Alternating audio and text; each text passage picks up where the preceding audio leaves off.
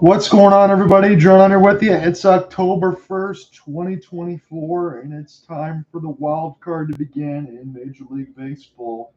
I'm not nervous. You're nervous. That's what I want to go ahead and say to everybody here, because the Tigers are on the road at Minute Maid Park in a best-of-3 against the Houston Astros for the AL wild card. So we have 4 games on tap for today. The only rain delay possible is in Camden Yards in Baltimore. It'll be KC and Baltimore. That's at 4 p.m. Eastern on ESPN2. The middle game, in the sense of heading into the evening, is the Mets and Brewers. Again, that was decided by the doubleheader on Monday. That's at 5:30 on ESPN, and at 8:30 on ESPN's late game between the Braves and the Padres. That at Petco Field. But we have the opener here. It's a day game of sorts, about 2:35 start. Framber Valdez getting in his warm-up pitches. As the Tigers, an improbable run for them. They were incredibly hot down the stretch. They had a 0.1% chance of getting in the postseason by August 18th, but they made it here. Despite all odds, they played tremendous baseball down the stretch. That last series, when they already clinched against Chicago, the last 2 games, they were kind of trying some things. I kind of throw that as being a little dismissive. As far as the Tigers, they're 86 and 76. And no, I didn't get the record wrong. I had to do a double take, let alone triple take. The Astros only had to play 161 games. I guess 162 got rained out. 88 and 73. So records pretty similar. The Astros, here's the difference, especially from last year. Their home record is actually good, 46 and 35, much better. They were below 500 on the road last year, and really didn't expect all of that. As the Diamondbacks ended up making the World Series, they did not make the playoffs this season. That NL West was very, very difficult. They lost it by a game because the Mets and Braves, all they had to do was split in their series. They both did, so it sent the Diamondbacks home. So they're done, despite having a better record than the Tigers and the Royals and a few other teams that made the postseason. But that's how competitive the NL West was. It wasn't anything that the Diamondbacks did wrong. So Tigers will be getting things going here against Framber Valdez. Michael K has the call on ABC. That is where I am today for this day game. John Utter with you, as 95 on the inside low black is called a strike. So for Framber Valdez, let me get into his pitch mix first, as we'll scroll down back here in the notes. A sinker, curveball, changeup primary that he will feature today. Vierling hitting 257. This one is cued. Right to first base, no problem, step on the bag. And Tigers are turned away from the first out. So sinker, curveball, changeup, both low and inside. We already saw that in the first couple pitches. And a rare slider and a four seam.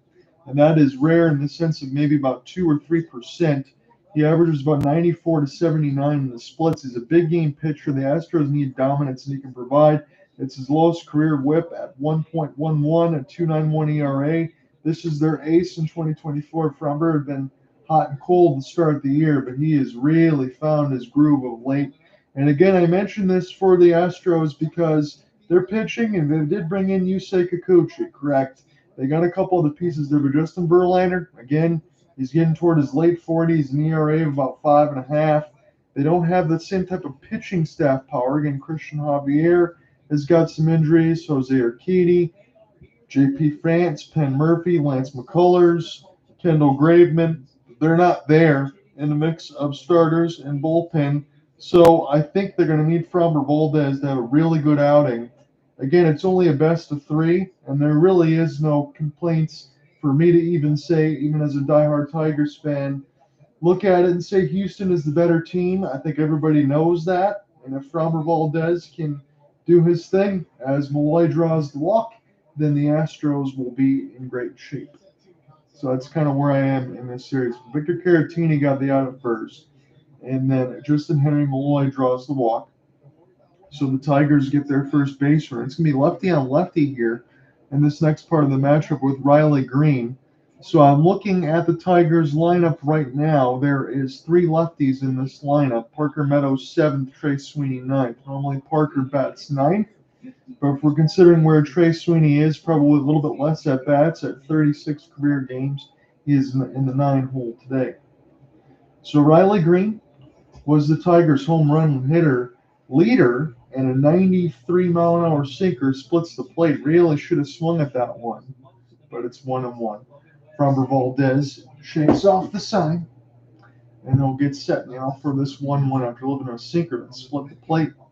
Again, they still have seats to be filled here.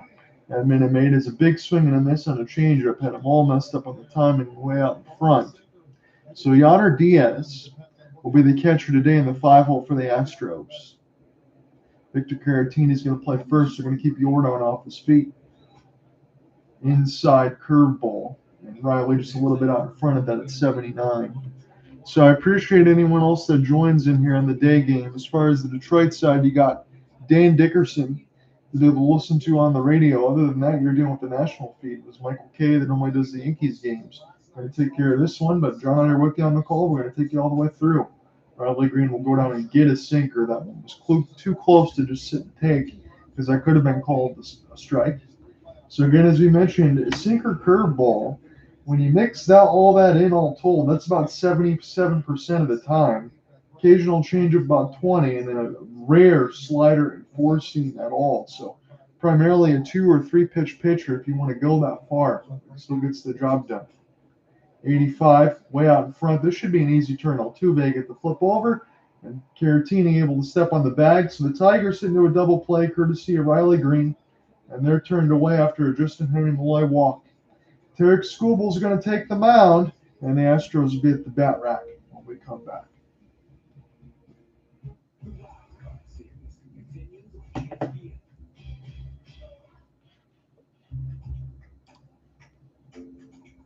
So set up these box squares here. The Tigers are turned away after a double play. Not only do we have the largest network of doctors and hospitals in Michigan, we also make sure access to the care you need is right at your fingertips. Blue Cross Blue Shield of Michigan, always ready to help. Your persistence and dedication. So the pressures immediately. I know the Tigers not necessarily will not play with a lot of pressure because I think a lot of you are going to say that they have house money. And I have to agree with that, at least partially, but the pressure is going to be on Tarek Skubal right now. You have a lineup. I know Yordan Alvarez, the surgically repaired knee, had a little bit of a sprain. That's why he's a DH today in that left knee. He's not going to run all that well, but they're not going to take his bat on the lineup. But this lineup is at full power, really. You got Jose Altuve, Kyle Tucker, Yordan Alvarez, Alex Bregman, 1 through 4 to start off the ball game. And then Jeremy Pena mixing with Yonder Diaz, who hits a high average. There's no easy outs. If you want to go talk about maybe Jake Myers in the 9 hole, that's really the only one spot that you can go get. There's plenty of pitchable situations here for the Tigers because you got Parker Meadows, Jake Rogers, Chase Sweeney, 7, 8, 9. Spencer Torkelson at 6, and Winsell Perez can chase pitches. So there is going to be a lot of pressure on Tarek Skubal, in my opinion, to be able to make sure that you can get – let me lowball it as much as possible. 5 innings with 2 runs. That's about the worst that he could do, I would think, in order for the Tigers to stay competitive. How am I watching this one, says Cease. I am streaming this on the 4K Fire Stick Max and watching it on the ABC stream. That's how I'm watching this one today. This is on regular TV across the board. So Jose Altuve, first pitch, he gets a big swing. And this one just short of the Crawford boxes. Again, you have to talk about that, and I almost missed it in the play-by-play, but Jose Altuve loves to jump that first pitch. And usually when the playoffs start, he gets a first pitch dinger, but not there. Tarek Skubal, 18-4, 2.39 ERA, 0.92 WHIP, led AL in all 4 categories, even in strikeouts at 2.28. So that's your AL Cy Young Award winner. Kind of gets you the feel of the Justin Verlander vibes, although it's a lefty, but Verlander is now an Astro and a multiple-time World Series champion. 97 on a sinker. As Kyle Tucker, King Tuck, takes it. He is one of the very best hitters in all of baseball. I use the word superstar. I try not to use it lightly. Only 78 games played in the regular season, had to deal with a lot of injuries, but his activity was very good. Tucker jams himself, and good start for Tarek Skubal. No, still got to get one more batter here. And Yordan Alvarez there. Yordan not easy to get with 3 pitches and 2 outs. That is beautiful to any Tigers fans' ears, but this is not done yet. Tap from Jake Rogers to Yordan Alvarez as the former Astro and Jake Rogers will get a tap from his teammate, which is pretty cool to see. But Yordan, they want to keep him off the bases. Again, he's a threat to score all by himself and make it 1-0, even with the bases empty. 97 on a sinker on the inside black, make it 0-1 against Yordan. I don't think he's going to be bothered nonetheless. 98 right to second, toss over. And Tarek Skubal, that is very easy. And that should make you feel a little bit better. 5 pitches and 3 outs as we go to the second. You know what's brilliant? Boring. Think about it. Boring is the unsung catalyst for bold.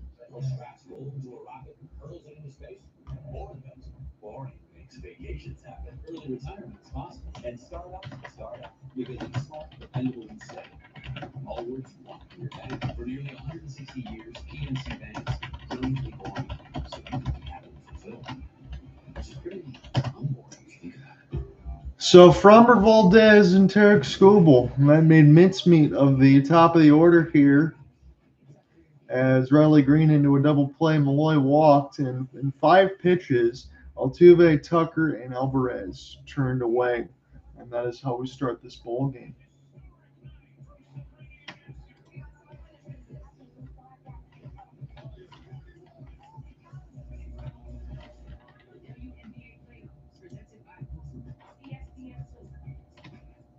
I'm really excited. I feel like I'm the top of the world right now. I feel like it's a dream. Feels super visible and very grateful. Love is still alive. I feel like I've been pushing stuff down. Are you doing okay? And people keep asking me, are you 100% ready? I keep saying yes, but I'm not really. I'm sorry. Don't pressure yourself. You are ready. Let your heart decide.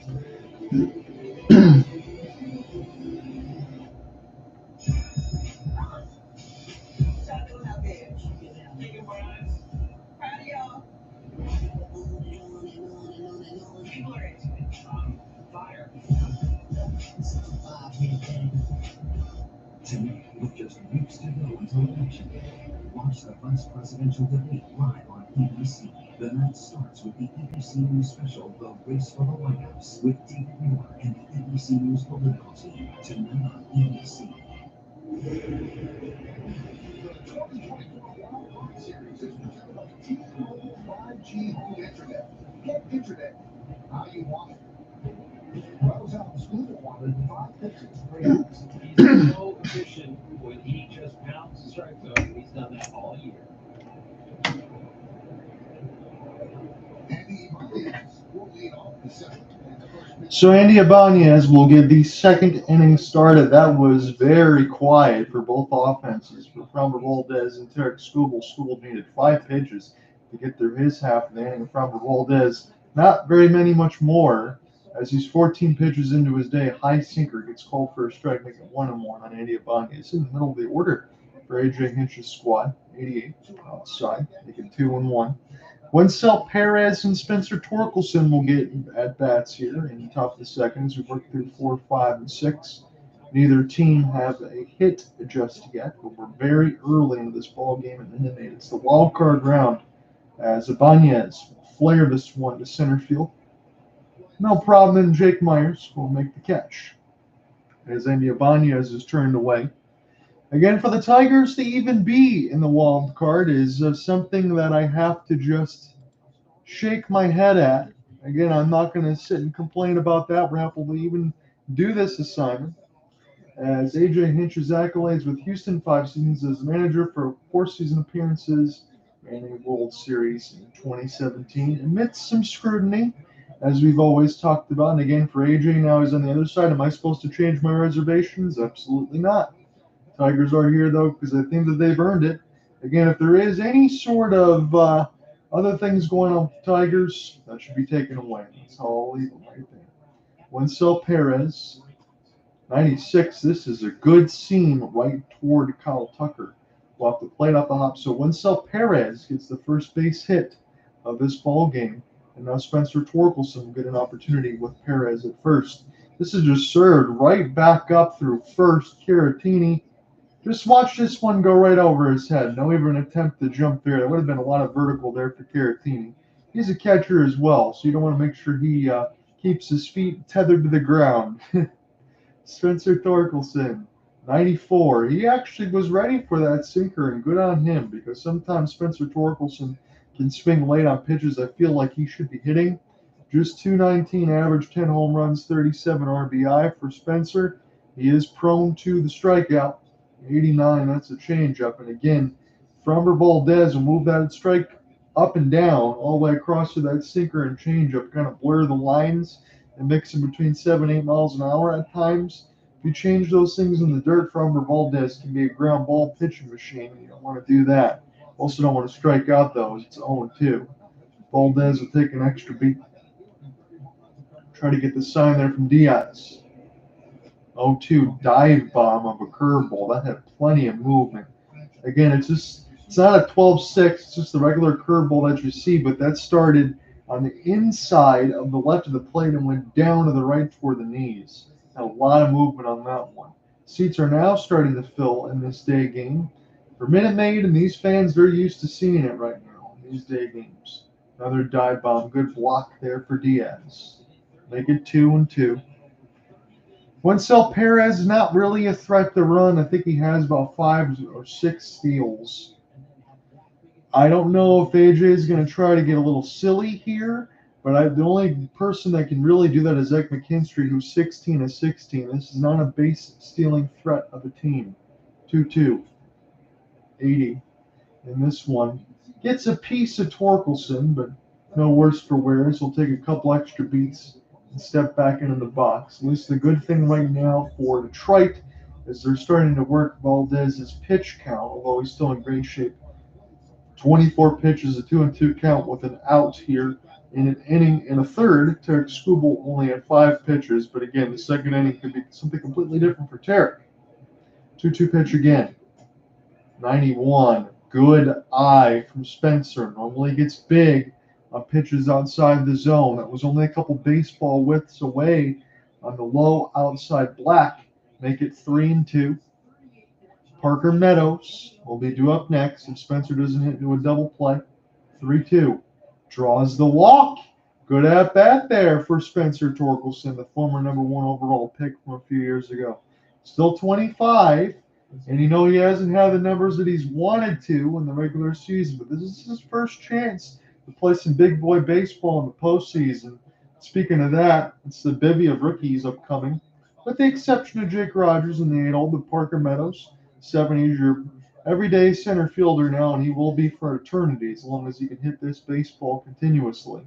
Because his defense and his speed is up of the most premier, most elite. 96. He's going to have to put that speed to use right now. Toss over to first. He's safe, as they couldn't get Caratini to get to the bag. Framber Valdez induces a ground ball. Altuve will get the out at second.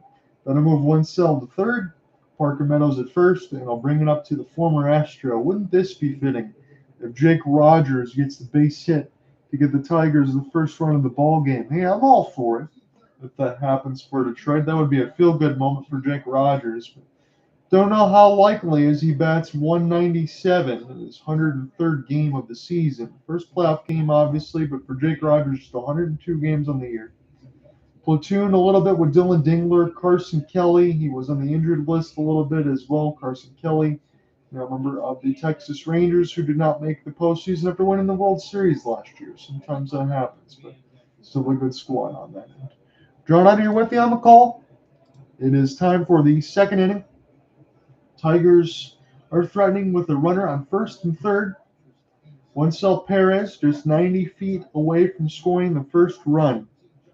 Again, thank you for you guys voting yes in the YouTube questions so far, because it'll make me feel a little bit better.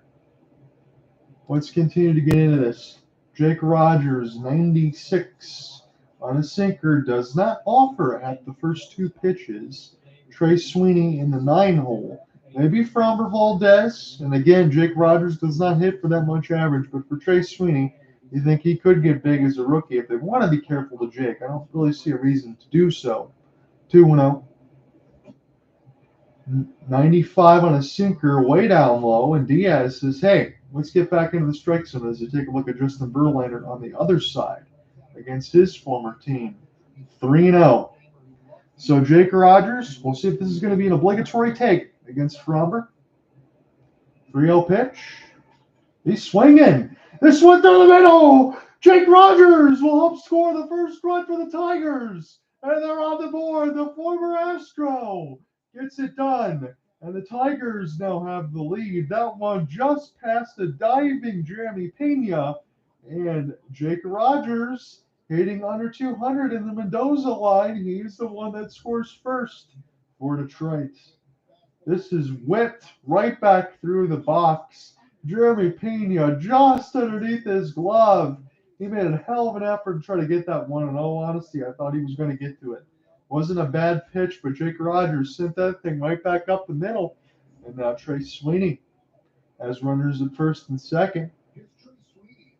So Parker Meadows at second. Jake Rogers at first. 2 outs. Trey Sweeney before they turn back over to this order. And Framber Valdez is not finding the strike zone as much as he would like to right now. As he's 32 pitches, Tigers are starting to elevate his pitch count a little bit. Derek Skubal's had some time to sit, but it's only 1 run right now. They want more. This is hit right back up the middle. Parker Meadows has great speed. They're seeing if they're going to send him. Here's a throw of the plate. It's not in time. And 2-0 lead for Detroit as Trey Sweeney comes through. Trey Sweeney and Jake Rogers, the bottom of the order for Detroit, splits a pair here, and they're not done yet. And the top of the second with 2 outs. Fastball right back up, especially sinker, right back up the middle of the plate.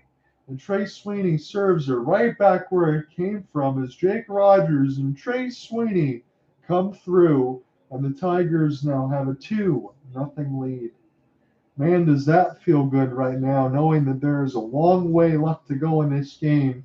But Tarek Skubal hopefully able to settle down a little bit as this game goes. Again, he was settled in that first with 5 pitches and 3 outs. But just to give him some run support, knowing that the Astros have to go out there with Framber Valdez, and Framber's got to kind of close this down a little bit. I'm not saying they can't burn up Tarek Skubal. That's definitely possible. This is what the Tigers want right now. And AJ Hinch, I wouldn't say half smile on his face, but he's not sad either, as it's a 2-0 lead for Detroit. 79 on a curveball has not found the zone.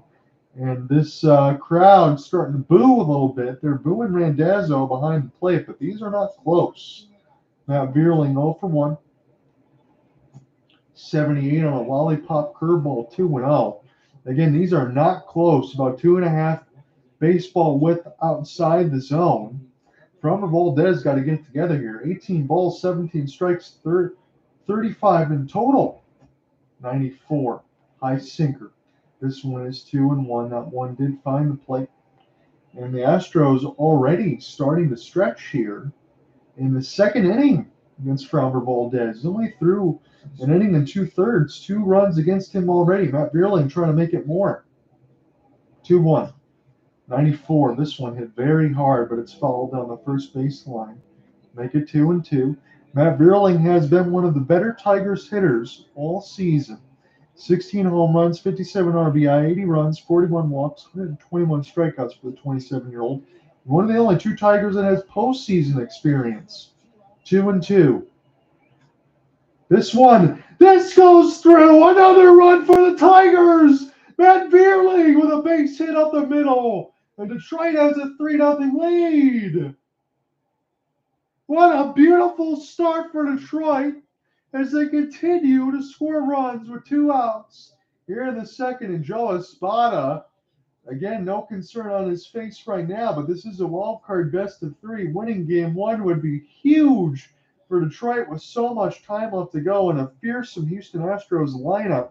But if they can continue to score some runs, as Malloy takes a curveball for an inside for a strike, that caught a fat part of the plate, though. I want to be careful because Malloy does hit lefties pretty well as far as his splits. His average isn't all that great at 203, but his hits come against lefties.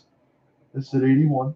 And this will be cued to third baseline foul. 3 runs scored with 2 outs in the second. Framber Valdez in the postseason has an ERA of 9 in 3 starts with 4 home runs allowed. Probably should have put that in my notes, but there you go. Tigers have gotten to Valdez early. 41 pitches. Big swing and a miss from Malloy. He punches out. Tigers are done, but not before they score 3 runs. Jake Rogers, Trey Sweeney, Matt Vierling, all RBI singles. That'll bring up Bregman, Diaz, and Pena when we come back. That's nice. Would be a you know. Well, say Where do we start? what isn't the economy? Yes. It is it's so many things. Right. Look, all you really need to know is that Progressive can save you money without sacrificing quality of life. That's all.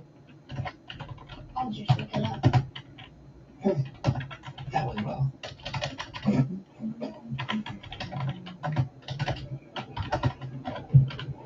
Hey, that's great. But who are the chefs? Rookie mistake. Great Googly Googly. Maybe you just need a Snickers. The magic never leaves you when you stay with the Disney Resorts Collection. Following you along everywhere you go. Making every moment special. Even more surprising than your last. And bringing you extra time in any of the 4 theme parks every day. Now you can save up to 25% on rooms at select Disney. Well, that's a beautiful start for Detroit. 3-0 lead against the Houston Astros as they go to the bottom of the second. We'll continue to monitor this because Tarek Skubal only had to throw 5 pitches to get the first 3 outs. Again, I told you at the surface level, at least, I think we all knew this as far as Detroit's or anything else nationally. No worries about the last couple games against the White Sox because you're just trying some things. You already clinched. You figure it out. You're able to move Tarek Skubal to this game 1. And now he already has 3 runs of support as we go to the bottom of the second. That can all go away in an instant against this lineup, so you got to remind yourself that. But if Tarek Skubal can continue to be efficient, just as he was exceptional in that bottom half of the first. If he can continue to do that and roll, maybe go 7 innings, 6, 7 innings, you get to this back end of the bullpen here for Detroit, the way that they can mix and match. Could be pretty good for A.J. Hinch, but this is still very too early to call just yet. So Tarek Skubal has been played at a 3-0 lead. It'll be 4-5 and 6-2 up for Joe Espada's squad. Bregman, Diaz, Pena, 97 high on a fastball, and Bregman offers at it. Not normally 1-2 swinging a lot of pitches out of the zone, just 86 punch-outs on the season for Bregman. His average a little bit lower at 260, still 26 home runs and 75 RBI. This one toward first, no problem. Able to step on the bag for Torkelson and Tarek Skubal. 8 pitches, 4 outs as we start at this bottom of the second. And Detroit has a 3-0 lead. I mentioned this on the YouTube question again. I tell you humbly thank you for putting yes because it puts a little breath of calm here for me, but Houston is the favorite, no doubt. But do you think Detroit can take game 1 with Skubal on the mound?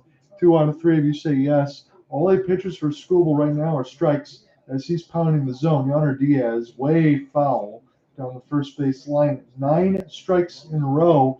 Kind of doing that Jared Goff, having that perfect game, throwing it right now. Tarek Skubal, bunch of strikes. This bounces off Skubal's glove. He'll toss over. They'll get the out and hit him right in the hand. So hopefully Tarek Skubal's okay. I think it bounced off the glove. Don't know if the rest of those guys are going to come out on the mound right now to check on Tarek Skubal. That would be a very disconcerting effort for Detroit if Tarek Skubal can't stay in this game after it hit him right in the hand, because if that happens, this changes the whole entire dynamic of the baseball game. So 10 pitches, 5 outs. A.J. Hinch And now everybody else on the mound right now checking on Tarik Skubal to make sure he has every use of those hands and being able to get the grip. They will check on his fingers after getting tapped with the glove in the baseball by Yonder Diaz. Looks like Tarik Skubal shaking his head, feels like everything else is okay. Right now he's talking with AJ Hinch. Think that we're good. And we'll go ahead and take a sigh of relief here for Tigers fans, as this one went right back up through the box. Be able to get knocked down with a little bit of the glove, took it off, and then be able to toss that over. They moved the glove, got the brunt of the contact there with the baseball. They get a piece of Tarik Skubal there on the right side of his hand, on the bottom of his hand. But 10 pitches, 5 outs, all strikes right now for the AL Cy Young Award winner. We know that's coming. Tarik got a little bit of a sweat on right now as they'll work through pitch number 11 against Jeremy Pena. He's got a lot of speed. Want to keep him off the bases. Another strike for Tarik. This one at 88 on the right inside of the box. 266 average, 15 home runs, 66 RBI. Pena will cue it foul. And Pena already up against it. This is a beautiful start for Tarik. All strikes. Efficient in his pitch count. If he continues this, he could go a long way. I don't know how much long this is going to last. 12 pitches. First ball at 99. Maybe we'll give the Houston Astros something to cheer about with 13 pitches in the Tarik Skubal's day. 12 strikes, 1 ball. Jeremy Pena, 1-2 count. 99. This one cued foul, so Pena's already had the best at-bat of the day. Should he reach, it'll be Victor Caratini. Jeremy Pena's only option right now, let alone get a base hit, a home run, anything else, but drive up the pitch count for Tarik Skubal. He's got to hang in there and make Tarik Skubal work. 94, swing and a miss, and an inside slider. See you later. Tarik Skubal dominant, 15 pitches, 6 outs. Tigers already going back to the bat rack.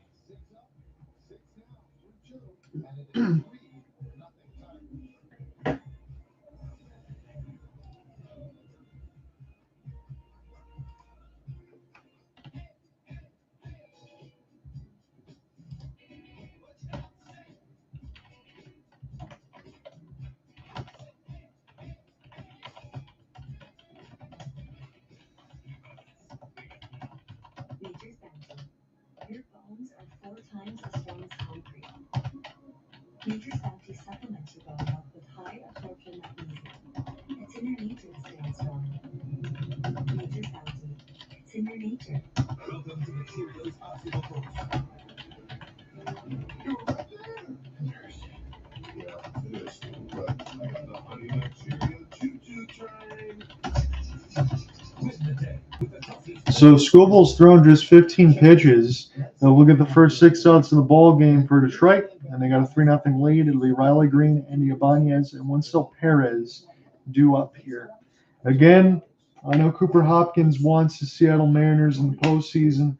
It did not happen. They missed it by a couple games. The pitching was elite for the starter side, but the offense and then the bullpen back end didn't do so well. But I think he would even agree. He's going to be a temporary Tigers fan here right now, trying to see if they can take out the Astros. Again, this is only a best of 3. So Detroit, if they can win game 1, you would think at least that would guarantee you till Thursday. I don't think that this series is going to end in anything less than 3 games, even if the Tigers win.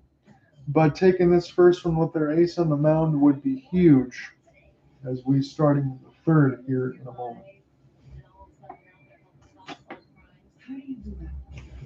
I have an IQ of 160, so that might have something to do with it. 3 runs and 4 hits for Detroit. Nothing yet for the Astros. We're really doing this, huh? We're doing it. Tony Randazzo is going to be calling balls and strikes. Again, no threat of weather here. The home team gets to host all of the games and the wild card, so we'll be in a dome. About 2:35 start for all of these games here.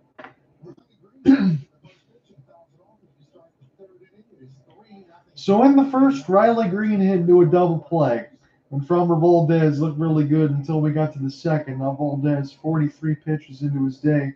And Valdez, this will be a weak comebacker. They'll get Riley Greene, and he'll get knocked out on a 95-mile-an-hour sinker. 1 up, 1 down. Framber Valdez needs to make sure that this is a very clean inning. He cannot afford to give up any more runs considering who is opposing him.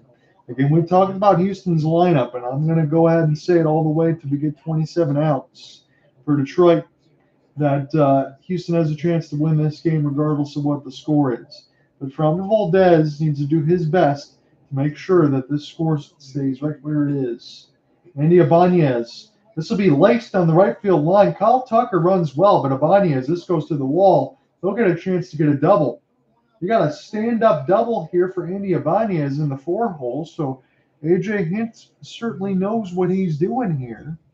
And now Winsell Perez, who had a single in his last at-bat, will have an opportunity with another runner in scoring position as Ibanez. Beautiful swing, able to just lace this thing a little bit out front down the right field line. Perez, 79, and does not get the 50-50 call for Mondazzo. 1-0. Winsell Perez 1-for-1 with a single and a run scored. 242 batting average in the regular season. These fans are quiet right now. 78. That is a very slow lollipop curveball that catches the outside black, just straight toward the left. You have Ibanez at second. This will be chopped right to Altuve. Make the easy toss over to Victor Caratini. That will get the runner to third. Now, Andy Ibanez, it'll be up to Spencer Torkelson. He drew a walk last time he was up to the bat rack. See if Spencer Torkelson can come through. Don't want to leave too many ducks on the pond right now. The Tigers feel good about where they're at, but they could always use some add-on runs, especially if they can get this now, because you don't know how much longer Framber Valdez is going to go if this continues to go south. Big opportunity for Spencer. 78. Man, oh man, what a location there on a curveball. High into the left and called for a strike that was in the zone just barely. 13 home runs. Runs scored off a walk. 0-1, 50 pitches already for Valdez through 2 2/3 innings. Pitch timer down to 5. Spencer Torkelson took a big wave and a miss on a curveball nowhere near the zone. But another hour and 15 minutes from now, beginning underway at Camden Yards, it's the Royals and the Birds. Birdland feeling pretty good, 91 and 71 in the season. You should when you got Corbin Burns in the mound. Cole Ragans pretty good there for KC, but Corbin Burns is a whole other territory. Might not be a lot of runs scored there early. Torkelson. Here is a diving swan dive for Jeremy Pena. Saves a run. Beautiful defense there. It would have been 4-0 Detroit, but that was a big play early in this game. Tigers turned away. Good swing for Torkelson, but a duck snort caught by Pena. And we'll go bottom 3, 7, 8, 9, due up.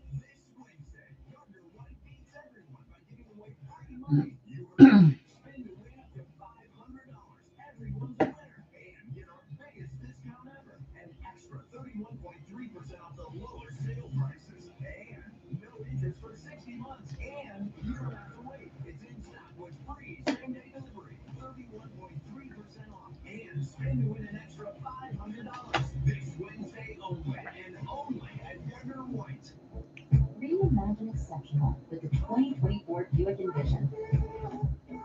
With advanced technology and breathtaking clarity, and quiet serenity within. Experience confident driving and all-wheel drive that takes you wherever you need to go. Make every day an adventure. Buick, exceptional by design.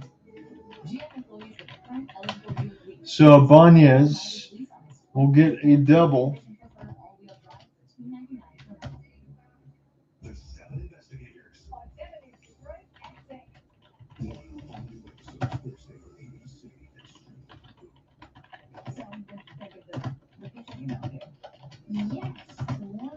And Torkelson turned away from an RBI after a great dive from Jeremy Pena. Unique relationship is formed. I love unique relationships with a president. I know because I read it. Great. I'm going to tell them you're interested. It was more of a duck snort, swan dive type deal. Pena able to make a great play. And now Houston will have 7, 8, 9 due up. in the bottom of this third. More than a fun place for kids to go after school. For some, it's been a second home where they can learn, play, and grow. Thanks to the partnership between Major League Baseball and Boys and Girls Clubs, children of all backgrounds have access to safe spaces. Let's go take a selfie. MLB together and the Boys and Girls Clubs of America, empowering children and building futures. Bring it in.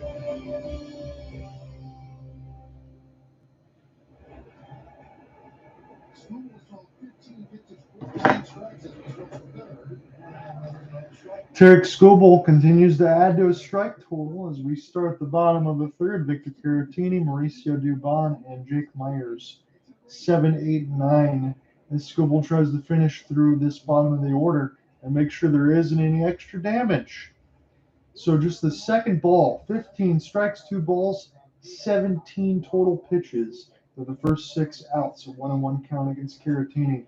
88 Caratini will get the first base hit. He hit it very hard. Riley Greene will take it off a couple of bounces, and the Astros get their first hit of the ball game as that one was sprayed into left field. The way the camera shot was, if Caratini had a little bit more power, I think he could have blasted that one in the Crawford boxes because he was all over it on a pitch right down the middle. Mauricio Dubon's got a good average. 269, 4 home runs, 47 RBI, 45 runs, 16 walks, 55 strikeouts. He is a threat to put the ball in play. Pitch clock down to 6. 96 on a fastball, not close. And Tarek Skubal will have his first threat to have to deal with in this game right now. And if you let this, the Houston Astros crowd is going to get very loud, and that could start the snowball on momentum. But Tarek Skubal can be an absolute stopper. 96 hasn't ramped up just yet because he hasn't needed to right now. Just the runner at first with no outs. Victor Caratini gets the first base hit of the ball game for the Astros. 3-0 lead for Detroit. Tarek Skubal trying to keep it right where it is, or at least give his team the lead, make it 3-1 at worst. I think you want to at least be up by 2 by the time this is done, if anything does score. 96 high on a fastball. For whatever reason, Dubon offered at it as the ball boy misplayed it, so we're going to have to take a couple extra beats here. And that's going to allow Tarek Skubal to step on the rubber a few extra times. No need to grab in the rosin bag right now in this day game right now in the dome. 1-2 pitch against Mauricio Dubon. This one, ground right to Sweeney. Flip from Ibanez. Not in time to get the speedy Mauricio Dubon, but they will get the lead runner. Still stays now with 1 out, with a runner at first. And Jake Myers will be last hope here before they turn to the top of the order again for the Houston Astros for the first time. About a step and a half in front of the bag there. That one was a good call. Not close to be able to turn off the double play. Jake Myers does run well. He has 11 stolen bases. Should he get there on base paths? 85. What a location on a changeup. On the inside, black toward feet. 0-1. 219 average. 13 home runs and 61 RBI in the 9 holes. So that's some good production there for the Astros. 89. This got Jake Rogers all the way out of the crouch. If they would have sent the runner there, probably would have got an extra base, an extra 90 feet. But Jake Rogers able to go ahead and get out of that and pick it up. So that was a good play for Jake behind the dish. 1-1. 25 pitches in his day. Caratini got the first base runner from a hit. 97, not close, way up high. Tarek Skubal, 25 pitches. It's 2 1/3 innings right now of spectacular baseball, but he's starting to throw a few more pitches here out of the strike zone. 86. Yes, he offered at it. That's not going to make the crowd happy on the first base sign when they designated, but Jake Myers, I guess, went too far. I didn't get a chance to look at it on the ABC ESPN side. 213 swing and misses on changeup. Second most in Major League Baseball for Tarek Skubal. Jake Myers will have to deal, and Jose Altuve will be up next if he can get on base. Swing and a miss on a changeup. We're just talking about swing and miss on a changeup. That one was a cascade at the bottom of the strike zone, and Tarek Skubal able to get a swing and miss on a pitch that was never close. That one absolutely dropped right off the table, and Jake Myers closed his eyes and swung. He did the exact same thing I would have done. So Jose Altuve, doesn't matter if the runner's on first or not, as it is with Victor Caratini. You have Jose Altuve, you can make this a 3-2 game very quickly. Got to make sure you locate. We'll take a first pitch swing, and this is a rocket down the third base line. So first pitch swinging for Altuve a couple times. He was all over the first two pitches. Again, he was out front. He was just trying to hit a fastball and hit it far toward that side of the Crawford box. Again, Crawford box is a little bit more of a short porch, but he can absolutely hit it and make that train go. No doubt about it. Jose Altuve, not the biggest man in stature, we all know that, but he certainly has a ridiculous amount of power. And as soon as he's done, he'll be in the Hall of Fame. So 103 games in the postseason, 117 hits tied for third, 89 runs, which is second, 27 home runs, second, 55 RBI, which was seventh. And there's been a lot of good players in the Houston Astros as far as their tenure as a team. 1-1. Offers a bunt, and they're going to call the strike on the outside corner. So Altuve trying to get a little crazy here, Tarek Skubal, just to make sure to kind of mess him up as far as his timing. Don't blame him there. It's a veteran and a veteran between both, although Altuve's got the length of experience over Skubal. 1-2 pitch. And this one is can of corn. This will dunk into left field. Altuve's got a base hit. So Caratini only takes the 90 feet. Altuve gets the single as they got that big fat head there for Altuve. Again, they're happy with that, and the Houston fans should be because you got Kyle Tucker. You can make this a tie game with one swing. There's a lot of threats to be able to put the ball over the fence. You got Yordan Alvarez after that, so this does not get easier for Tarek Skubal. He was able to run through the first 6 outs, no problem. But as soon as you get somebody on the bottom part of the order to get to the bat rack, then you got Altuve, Tucker, and Alvarez and Bregman to go back 1 through 4. So it's just a lineup of death. And Tarek Skubal's got to be able to put the lock and key and get it done right here. Regardless of how many pitches he has to throw, if he can still put up a 0 here, he'll take it. Pitch count still in great shape, 32 pitches. Tucker, this is another fly ball. Riley Greene says he's got it, and he does. So a couple singles bounce in front of Riley from Caratini and Jose Altuve, but Tarek Skubal doesn't give up any damage after a couple singles. 3-0 after 3.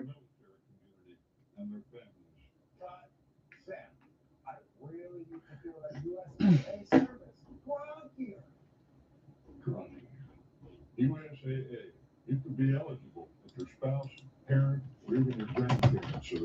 That was it. You're in. As a veteran, already in. You wouldn't get your hopes up, son.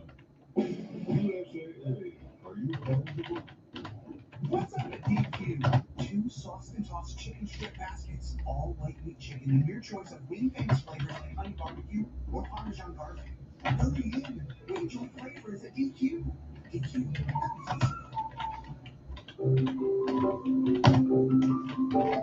Something amazing is happening here. Productivity is growing exponentially. That's because CDW configuration specialists are deploying fleets of Microsoft Surface devices. So Tarek Skubal gives up his first couple of hits, but the damage was not. Still 3-0 lead for Detroit as we get set in the 4th inning. We'll continue to monitor here as, again, the Houston Astros, I'm going to say this all throughout the broadcast, and I'm going to put it on repeat. They're a threat to score in any inning. So if Tarek Skubal can just find a way to continue to work along, take some hits as he's on that treadmill, get himself into a jog, kind of finish into a sprint. I think he's put himself into a little bit of a jog pace now after that third, after giving up a couple hits. If he can just continue to keep that momentum going and finish strong, I think you can get into that 7th, 8th, and 9th as far as Detroit, especially in a wild card series in a best of 3. And I think you can find yourself in a good situation where the pieces can fit together. Can Detroit, spread that out in between a 5-gamer or a 7-gamer? I don't know, because they don't have anyone else besides Tarek Skubal. You can mix in Miza Montero, but really Tarek is the ace. Tarek's your main starter. After that, I don't know how it's going to work. But right now, Tigers can't worry about that. They're only worried about this Tuesday, Wednesday, and Thursday if they need it.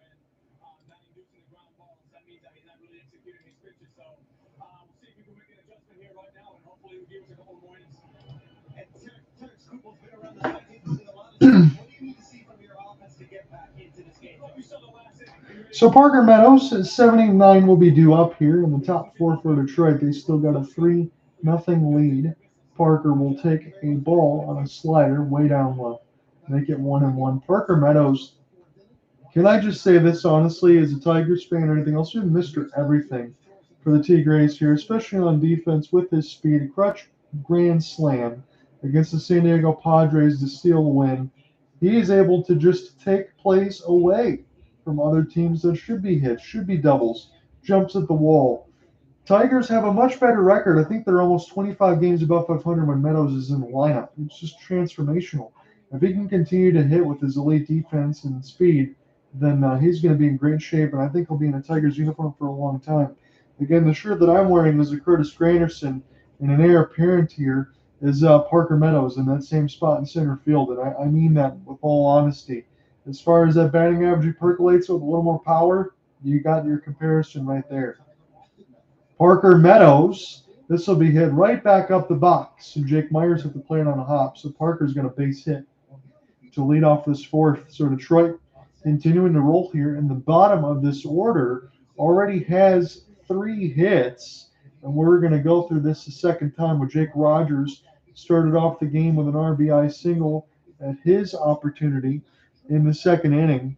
So Jake Rogers, Trace Sweeney, and Matt Vierling all had RBI singles, as this is 93 right down the middle of the plate, and that had hit me written all over it.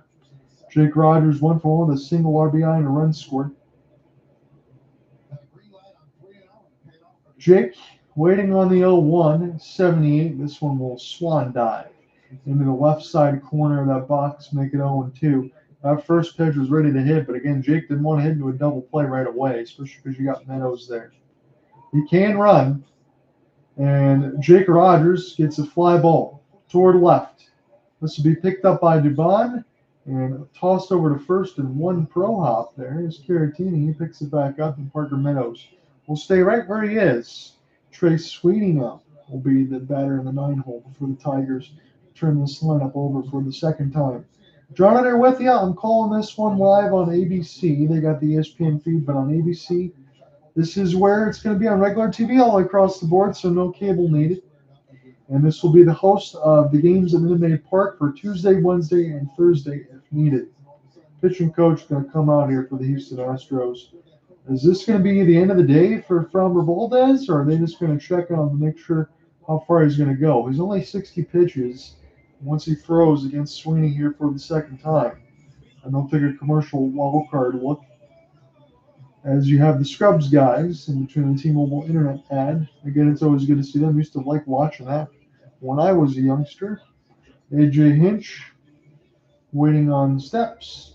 Again, AJ has a ton of bats that he could use. You got 1 righty and 4 lefties.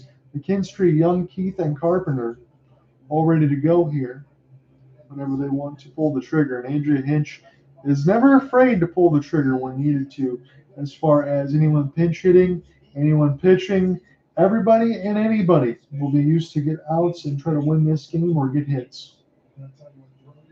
So it was a long meeting on the mound. Mendoza says break it up. And 83 on an inside slider. Trace Sweeney, really good eye there to not offer at it. That was pretty close.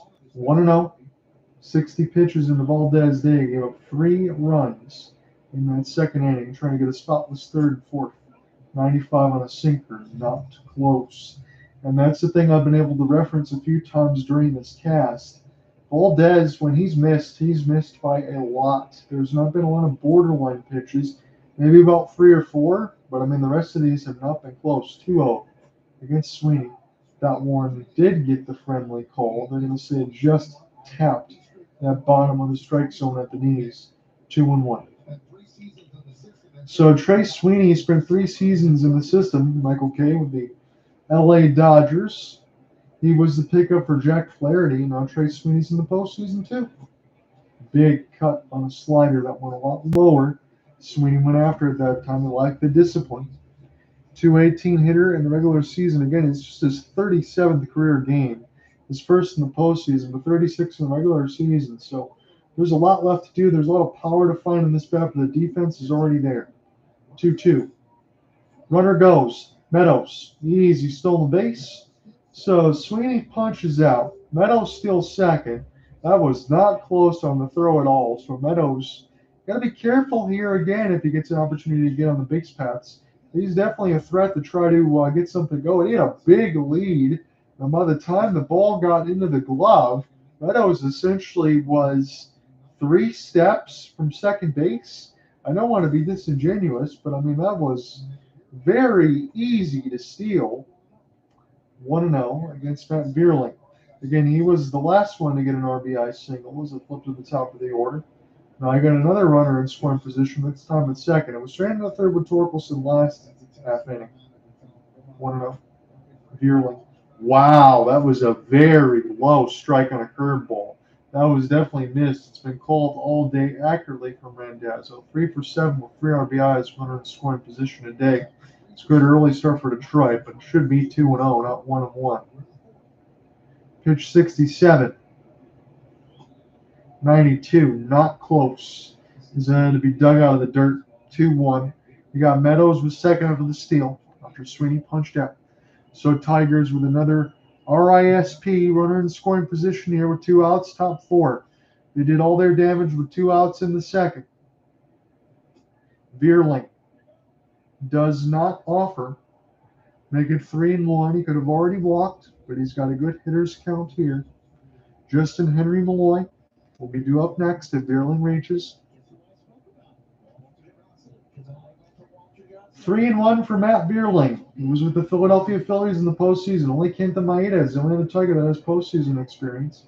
One side the Dodgers. 3-1. 94 an obligatory take. It's a full count now for Vierling. I'm not sure where Valdez is going to go here. I don't think Vierling knows as well because he's not been sharp as far as the location. I think he needs to throw a strike here.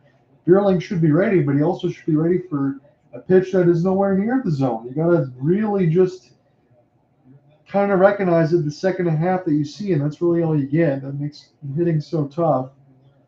But Vierling, if he can come through here, it'd be a 4-0 lead for Detroit, probably with a base hit because Meadows runs very well. 3-2 pitch. This is right to Pena. Soft toss Vierling. No problem, he's out as they get it from Caratini.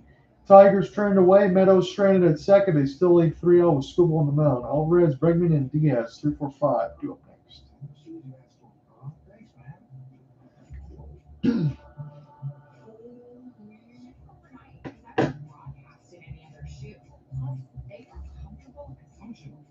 That's the word that comes to mind. It's just the perfect combination of premium Italian leather and sporty comfort. These are the welcome tickets again. It is game time. And oh, we could have picked any better. Coming to you live in our Wolf and Chuckles. Let me see your granddad. Say hi, Grandma. You're gonna get a little buffalo, right? Now we got Fury and the One. It's all the same stuff. Not really. We like protection formulas, got debone chicken, chicken milk, brown rice, oatmeal, barley. Well, what has chicken? So Meadows hit a single. Stolen base.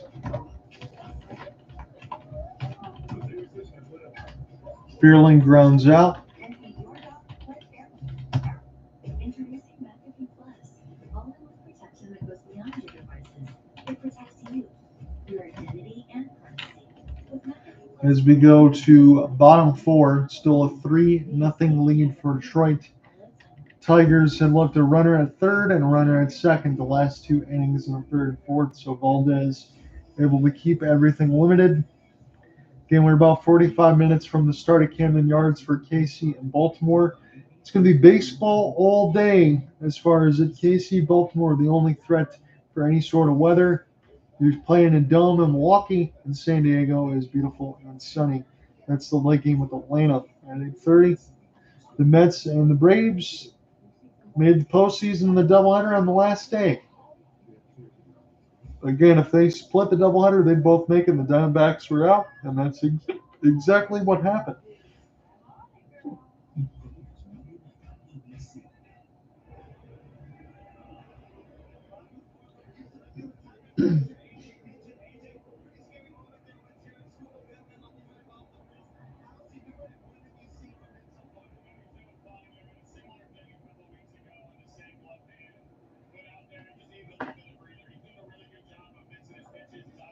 So they're doing an interview with AJ Hinch right now, the Tigers manager.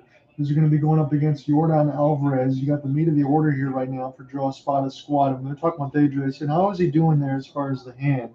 And a couple innings ago when it went right off the glove. So that happened a couple weeks ago as well. A little bit of a freak thing. He's doing all right. He feels good. No problems there. They want to make sure with the throwing hand that everything else was good.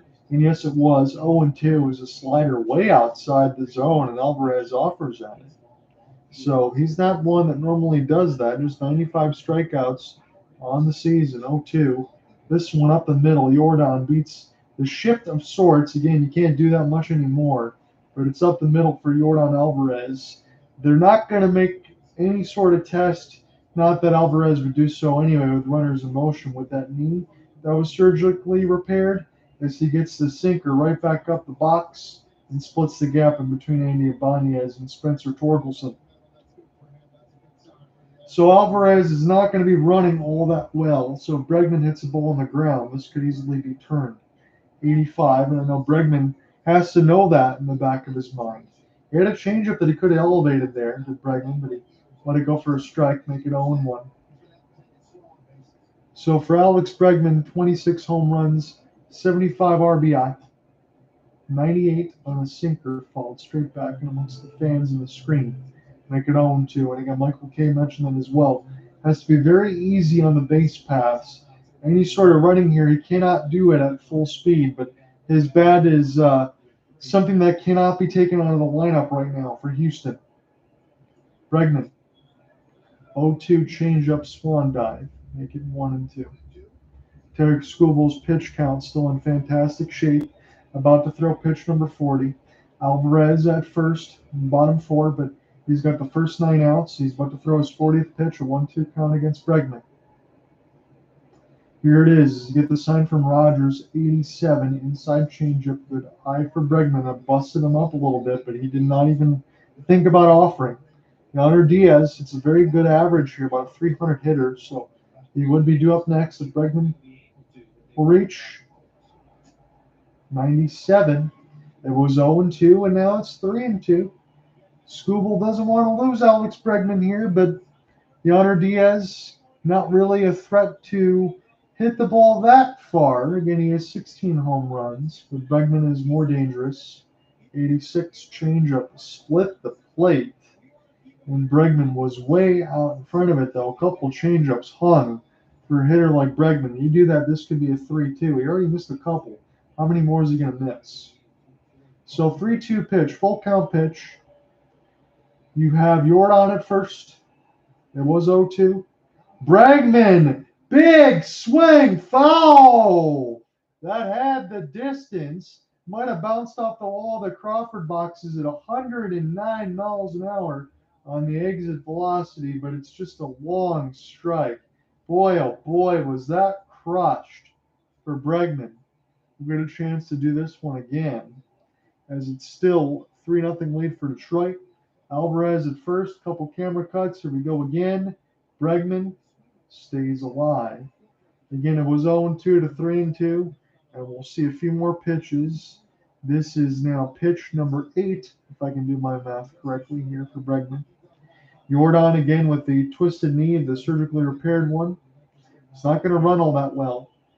Bregman still doing a great job keeping this at bat alive. 98. Winsel Perez will camp underneath it, makes the catch. 1 out.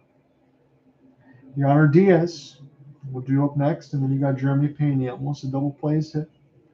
So the middle of the order right now, they're putting together some good at-bats through this second time through against Tarek Skubal. But Tarek's pitch count has been in great shape because he started with, 5 pitches in the first, and then pretty good in the second. He's kind of been lickety split to do pretty well there. This one bounced off his foot.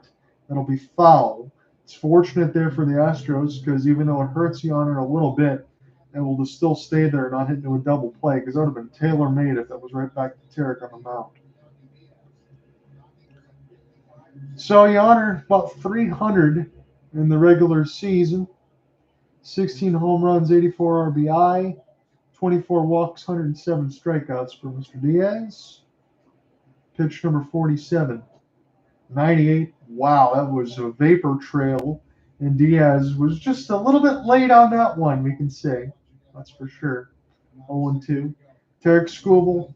Again, you talk about it in the lore for Tigers, and you can go all the way back in history before any of us were alive with Hal Newhouser. But you got Verlander, Scherzer, Sanchez, Porcello, Fister, and Tarek Skubal is in that same category with all of those guys. He's in the same category with Justin Verlander and Max Scherzer in his heyday. He's an ace of all aces here. Tigers have one out of Seattle University. It's Tarek Skubal. 0-2 pitch against Yonder Diaz. With one out, you were on at first. 99, followed straight back. This time Diaz able to get out ahead of the sinker and follow that one straight back. That was the fastest pitch of the day for Tarek. It's his first big grab of the rosin bag here as you get some of the sweat there from the pitching hands. Bottom four, John Hunter with you. ABC feed ESPN wildcard game 1 best of 3. 0-2. Way high. Toss over to first, and that might make Alvarez a little bit upset because he's going to test his legs. Jake Rogers gets a toss over, and Jordan a little bit of stink eye towards first.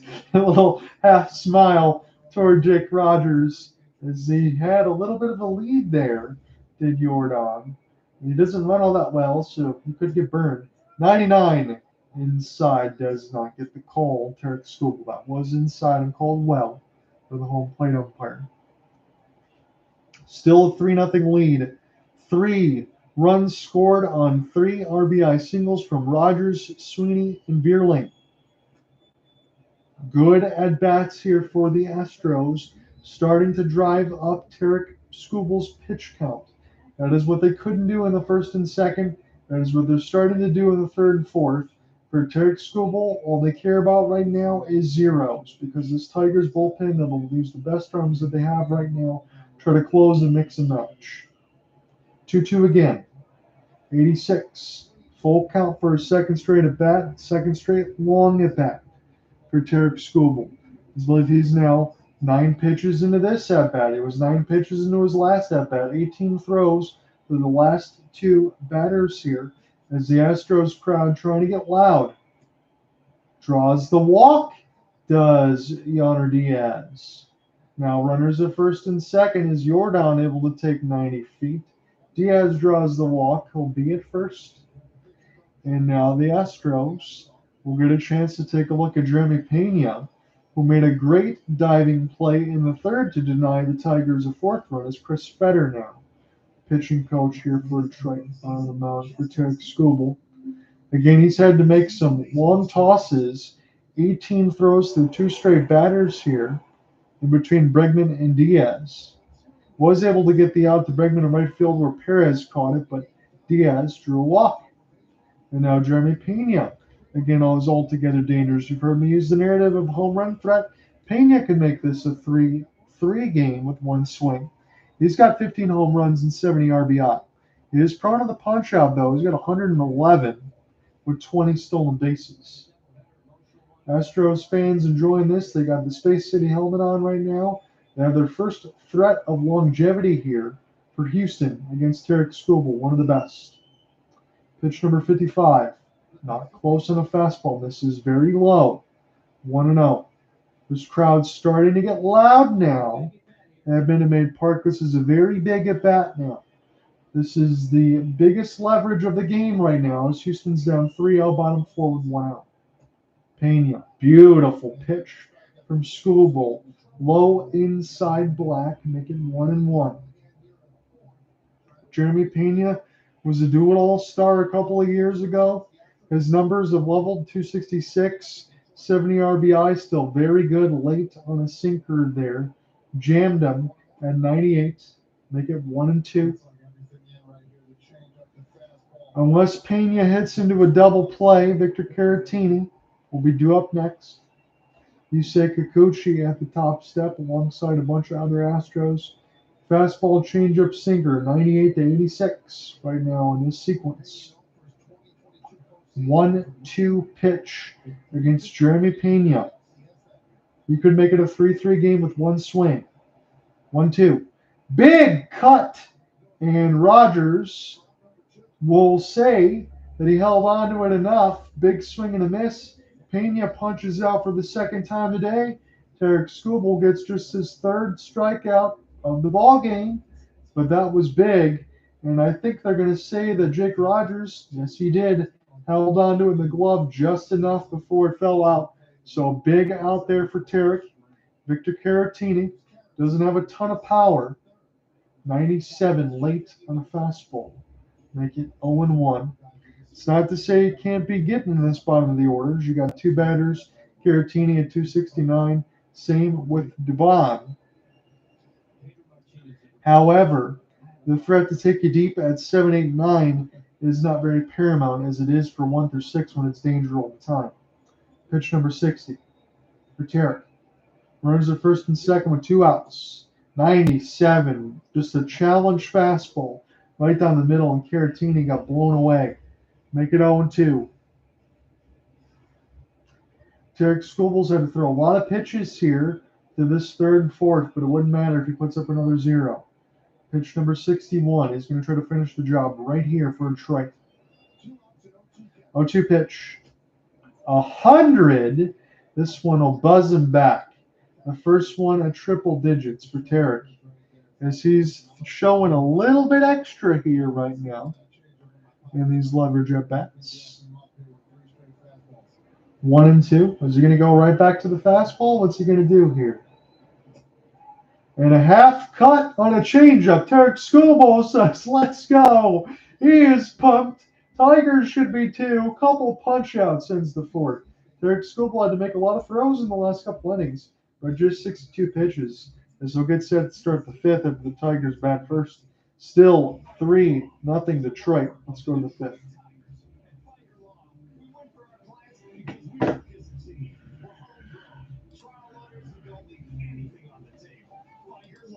All we do is win. With Chevy trucks, be ready for adventure. With power you can count on. Capability that doesn't compromise. A hard-working PV with more range than any competitor and the potential to take you anywhere.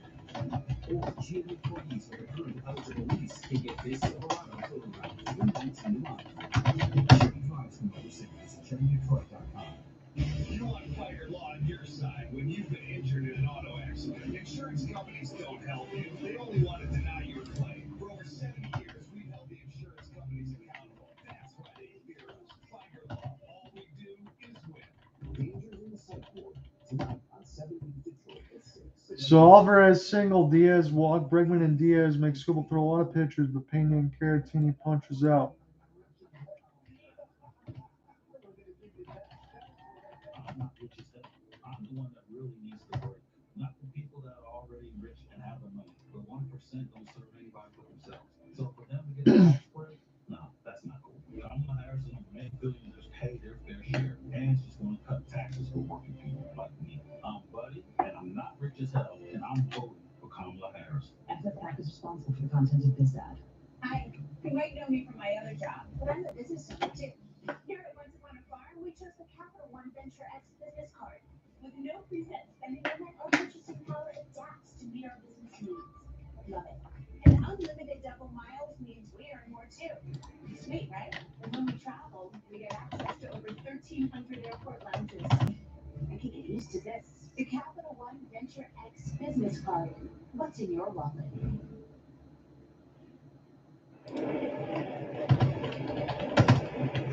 We go to the fifth inning here. Minute Maid Park in Houston. The Tigers lead the Astros 3-0. Malloy will lead off against Valdez. So Framber Valdez gave up the 3 RBI singles from Rogers, Sweeney, and Vierling. Still a 3-0 lead for Detroit. That was in the second. He's in the fifth now with 71 pitches. Malloy, base hit, and Tucker will pick it up off a hop. So Justyn-Henry Malloy batting in the 2-hole here. He rewards A.J. Hinch with a single, as that one was 103 miles an hour back through right field past Caratini. Riley Greene, who's had a tough game so far right now with a strikeout and a ground out. He's in the 3-hole, and then Andy Ibanez will at least get an opportunity here as well. But Framber Valdez has been able to settle down. Again, his location has not been particularly sharp, but he's kept his team in the game. That's what's most important right now. And you have to continue to hold on to that because, as we mentioned, Houston can strike at any time and take this away from Detroit. Riley Greene 0 for 2. 1-0 pitch. 80 miles an hour on an inside slider. And Riley Greene tried to get the bat head right to it. He's not afraid to take those big uppercut swings, Riley Greene. That's why he is prone to the strikeout, 156. 64 walks, though. He's got some power with 24 home runs. That was the Tigers' leader in the regular season. Soft toss. Justyn-Henry Malloy. That was a late camera cut, but I believe JM is safe at first. Yes, he is. 1-1, and we'll do it again. So Valdez will use his first disengagement. 83 inside on a slider. That a little bit low at the belt. Make it 2-1. Again, Tigers, you feel good with the 3-0 lead and Tarek Skubal on the mound, but through the last third and fourth, Houston's made Skubal work, and that's what's important. You have to drive that pitch count up. 2-1 against Greene. This falls out of the glove. Malloy will stay tethered to first. 3-1. Telling everybody to stay right now is AJ. Don't do anything else that's silly. Andy Ibanez has been pretty good in that cleanup spot right now for Detroit. See if he can continue that. As Riley Greene wants to do some damage. Let's try to get on base, draw, walk, anything here. Detroit's left the runner in scoring position in third and the fourth, third and second base respectively, but still have a 3-0 lead. This is a good cut on a slider, but that's fouled straight back. Just a little bit right toward the batting order when they clean up from the dugout. 3-2. Pitch number 78 upcoming for Framber Valdez. This is through first 12 outs of the game. Andy Ibanez 1 for 2 with a double so far in this contest. He's due up next. Framber, full count pitch. Let's get the sign from Yonder Diaz. Swing and a miss on a slider, so Riley Greene punches out a couple times. Third strikeout today, so Framber's gotten Greene twice. And I'll be up to Andy Ibanez. Again for Riley Greene. We'll take a look at it for Joe Espada. That was a lefty on left. And are they going to go to the bullpen here? Framber Valdez. Looks like that's going to do it. They're going to bring in Hector Neris. So Framber Valdez, his day is done. I'll write in this final line. When we come back, we'll finish up the top of this fifth. Ladies and gentlemen, your attention, please. I just wanted to remind you that Geico makes it easy to bundle your home and car insurance. In fact, it's so easy. It reminds me of the joke my mate told me. A knuckle and a catcher walk into a pool.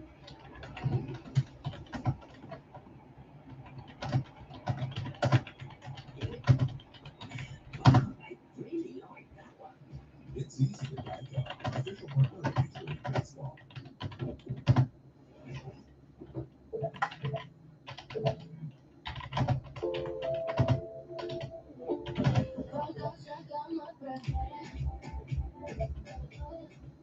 Turn this music down. I don't want to get any copyrights from these commercials. So Valdez's day is done. 4 innings and a third, 7 hits, 3 earned runs, 2 walks, 3 strikeouts.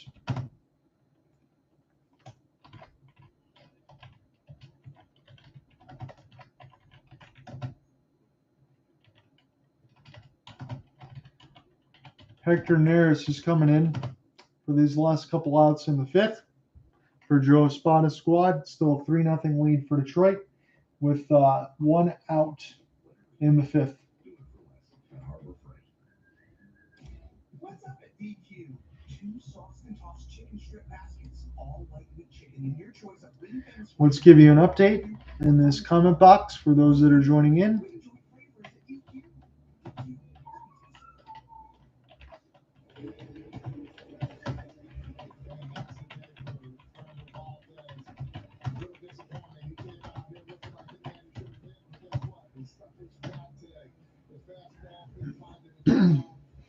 enjoy flavors at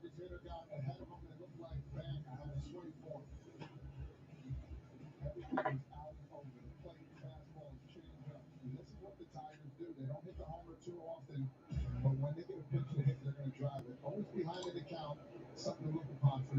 coming up in the pitches again. Hector Neris comes on, and right away to the bench. Colt comes off the bench for Ibanez. Now, Jim, this is the fascinating one with the Tigers do. And So keep this in mind with AJ Hinch. We talked about they had 4 lefties on the bench. They bring in the righty Hector Neris and Andy Ibanez, who was in the middle of the order that had a double today. His day is going to be done unless they move him around on the defensive side, which they can definitely do. Colt is going to come in. So Ibanez should be done after being lifted off the pinch hit off the double. Colt is batting in the 4-hole right now with a 2-0 count against Hector Neris. They had the 4 lefties on the bench, and that's what they're going to use right now is Keith. 3-0 is Hector Neris all over the strike zone here for Colt Keith. He does have some power, 13 home runs, 61 RBI, 110 strikeouts. I don't think that's going to happen here, but you might see an obligatory take with the runner at first. And this is ball 4. They did not even want to pitch to Colt Keith. So Colt draws the walk. Tigers got runner in first and second. So Henry Malloy, Colt Keith, both draw walks.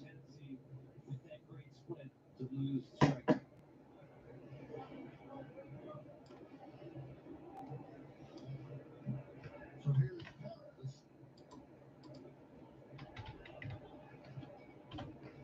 1 for 2. With a run scored to first and second, 1 man out. So Winsell Perez has runners at first and second. Colt Keith and Henry Malloy have walked. And Neris not close on a fastball. That up way high. Winsell Perez is a switch hitter, so you can flip him on either side. I think his side and everything else is all cleared up. He feels good right now. It's another leverage at bat. He had runners in scoring position of 3rd, 4th, and 5th and didn't score any runs. That would be the case if the Tigers don't come through here. Splitter gets a friendly call against Winsell, making 1-1. Neris essentially has thrown 6 straight balls. This time it's a 1-1 count, however. 3-0 lead for Detroit. Dive bomb on a splitter there, not close. Make it 2-1. It was 3 straight RBI singles from Rogers, Trace Sweeney, and Matt Vierling in the second. That is still where we are as Framber Valdez's day is done. We'll give you his line in a moment. 2-1. Winsell Perez 94. This one followed straight back in amongst the screen for Framber. It's 4 1/3, 7 hits, 3 earned runs, 2 walks, and 3 strikeouts. And some of his pitches caught too much of the plate. That's what they're saying. Winsell and the 5 holds, 2-2 count. 94. This one fouled back. We'll take a courtesy look at that for Yonder Diaz, but this isn't amongst the fans. 2-2. 10 pitches. Under Hector Neris' day, he's in direct relief of Framber Valdez. Detroit still has a 3-0 lead here. In the top of the 5th, we're watching this one on ABC. It's a best of 3 in the wild card here. This would be very big if Detroit could take game 1. That was guarantee themselves another game on Thursday at worst. 2-2.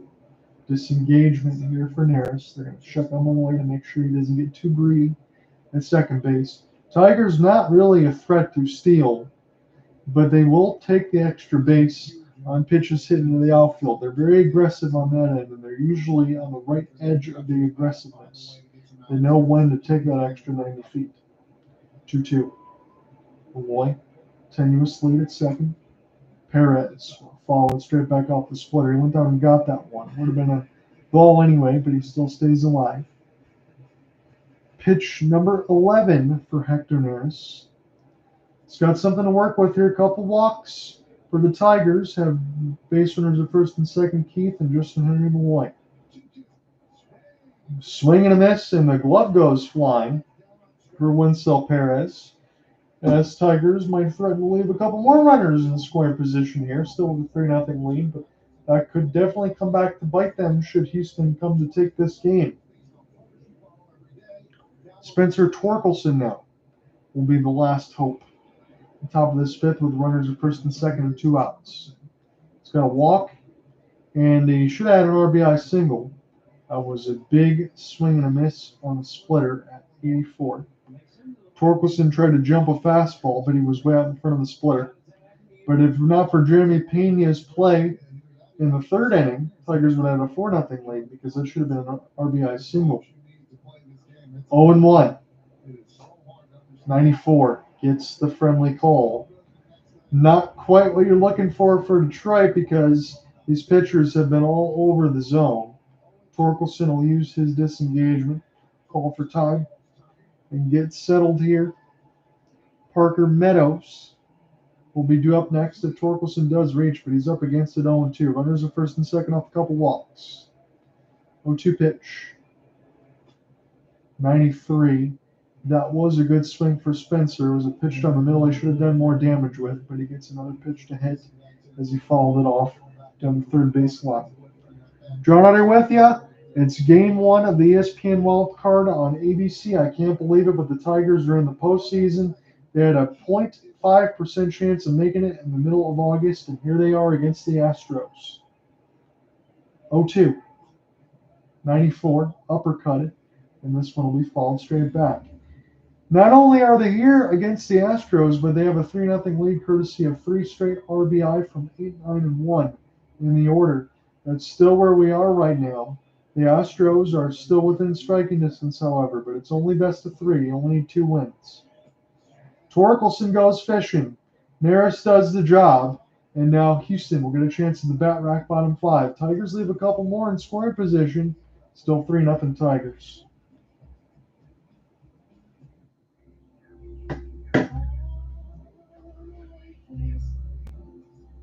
Why choose a mobile network that replaces your color instead of for where you are most of the time? Xfinity Mobile was designed for where you need it most. Xfinity Internet customers ask for their free 5G phone and a second home with phone free for a year. Look, who's joining us for my favorite part of the day? Cheerios are his love language. Well, yeah, picking up all the cholesterol. Okay, I love it. My love language is Portuguese. I don't understand it, but I love how it makes me feel. So 8-9-1 will be due up for Joe's spotted squad here. Mauricio Dubon, Jake Myers, and Jose Altuve. Jose Altuve's got a single. Tigers have 3 runs, 7 hits, no errors. Houston Astros 3 hits so far in this game as we go bottom 5. Starting to work our way through it. KC and Baltimore should get underway about another 7 minutes or so. That is going to be on ESPN2. That'll be the only game today. I think that'll be any sort of threat of weather.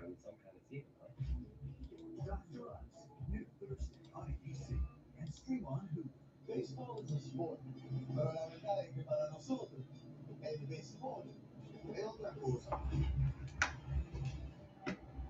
El béisbol es un corrido, un reggaetón prendido, es un plácata y un cuácata. Es otra cosa. It's the Plátano Power and the Arepa Power. It's a familiar name and juniors who dare to dream big. El béisbol es otra cosa.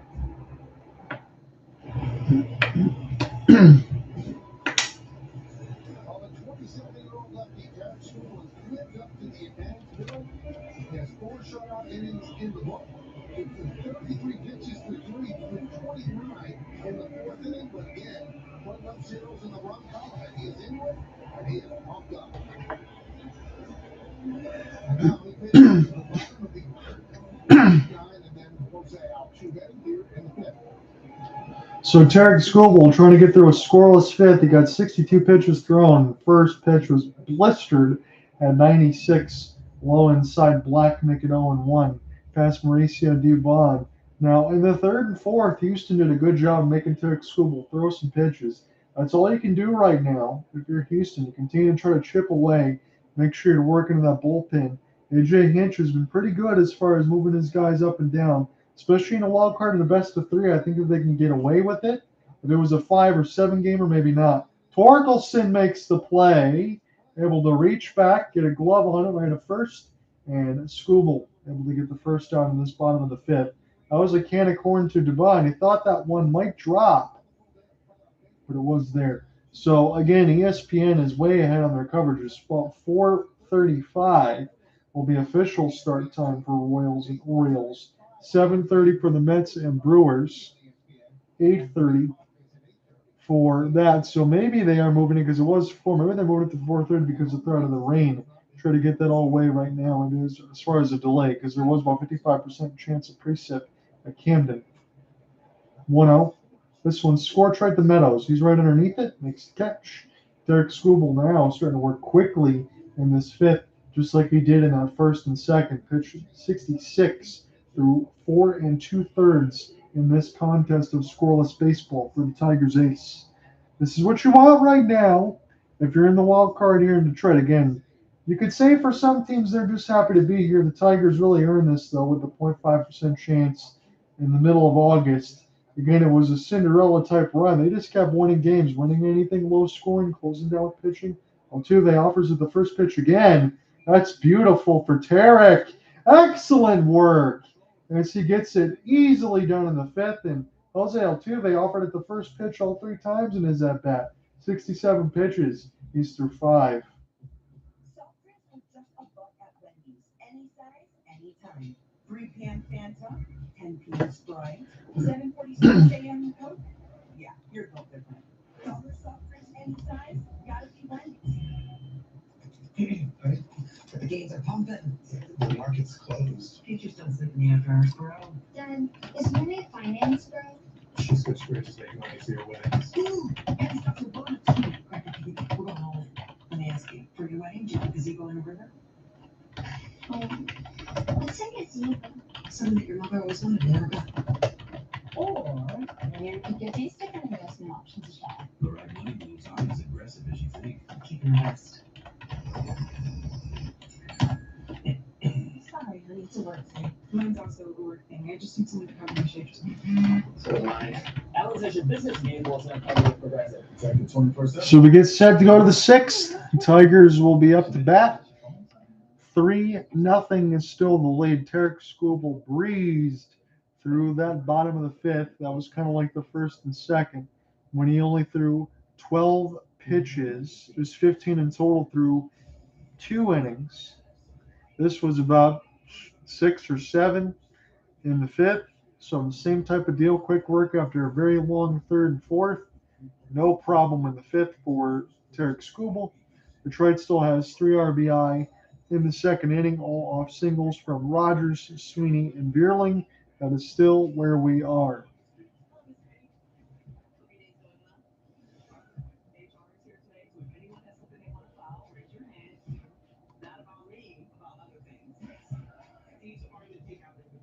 So Brian King now out of the mound for Joe Espada.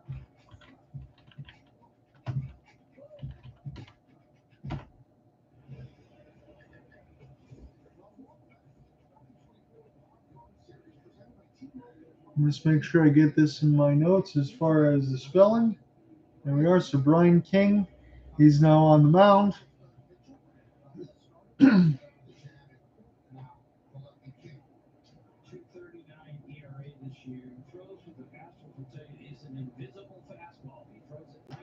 So for AJ Hinch, who normally makes a lot of adjustments in the lineup, can't necessarily take Parker Meadows out of there with the lefty-lefty against Brian King.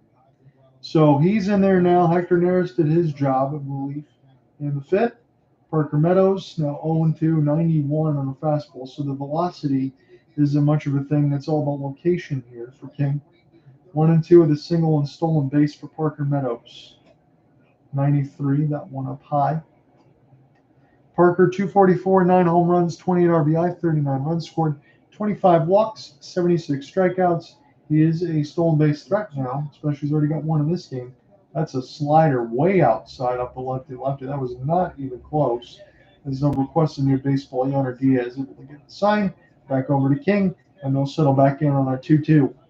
Detroit still holding on to a 3-0 lead that they had in the 2nd inning.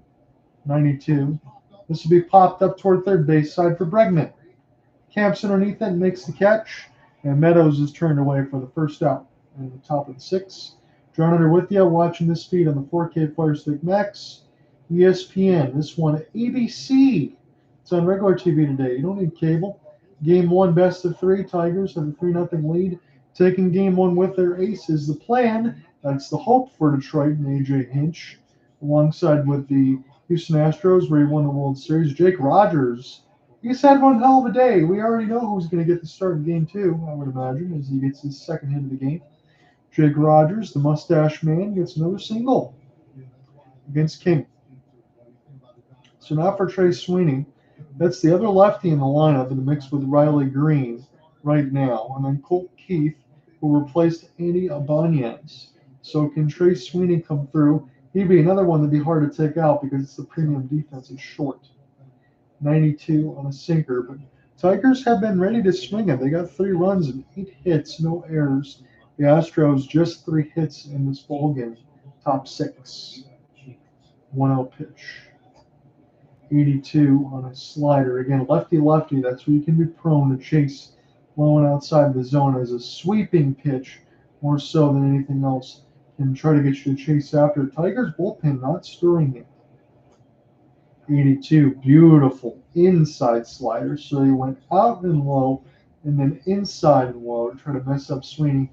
Don't know if he's going to go high with a fastball here. 1-0 Blanco. He is prone to start games here for Joe Espada. That not close on the slider. That was very low. Went to the very bottom of the zone. So Joe Espada having to go deep into that bullpen. Again, because these games are very important. AJ Hinch has it, but you think Game 2 will look like Game 1 as far as the bullpen looks. Did he offer at it? No, he did not. Trey Sweeney able to hang in there on a high fastball. So I did get one call right. I normally would, especially my football picks. They've been trash. Trey Sweeney just apparently holds the bat back. 3-2. Strike 3. That was too close to take. That was loud and called by Randazzo behind the plate. That was borderline, and he does not get the friendly call. So Matt Vierling will be due up next. Espada will have a meeting now with King just to make sure, because you don't want to make any mistakes here for Vierling. Serrano Blanco will go ahead and try to get that final out against Vierling. We'll take a break. When you're not playing for a condition you can't control. You get better when your pain is minimized, dismissed, forgotten. We would never stop trying to get better. Because when medicine gets better, all of us can get better. Whatever you're into, Mercedes-Benz has an SUV for you. City shoppers. Weekend getaway. Outdoor adventure.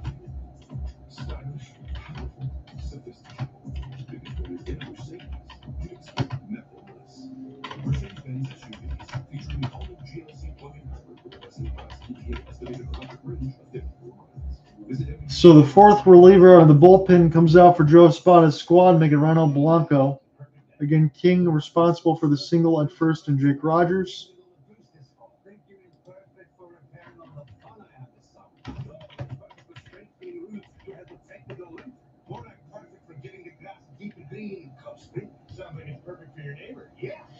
And again, Valdez, Neris, Brian King, and Ronald Blanco. This has been done right at the inning and a third mark. So the 1 out, that keeps you away from the 3 batter minimum rule when you go over. So good work there by Espada to try to get that one done and kind of make sure to keep this game right where it is, to give the Astros an opportunity to still win it. That's still how we have to talk about it now, as we're only in the 6th with 2 outs for the Tigers. This game is not out of striking distance. And for Tarek Skubal, I still think he is front and center right now for Detroit. He is only thrown 67 pitches as he's through 5 scoreless, 3 hits, 1 walk, 4 strikeouts.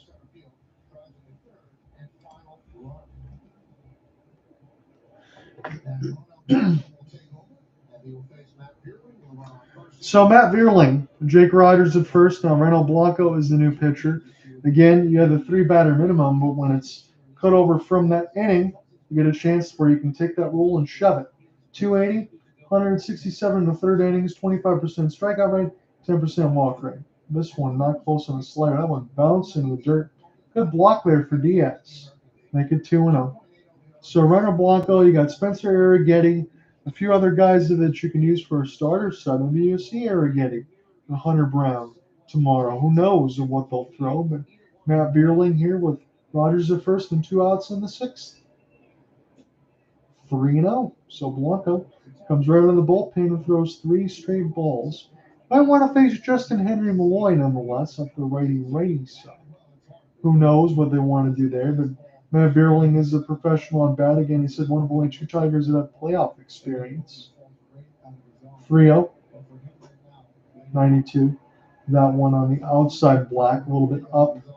3-1. Justyn-Henry Malloy would be next if Vierling reaches.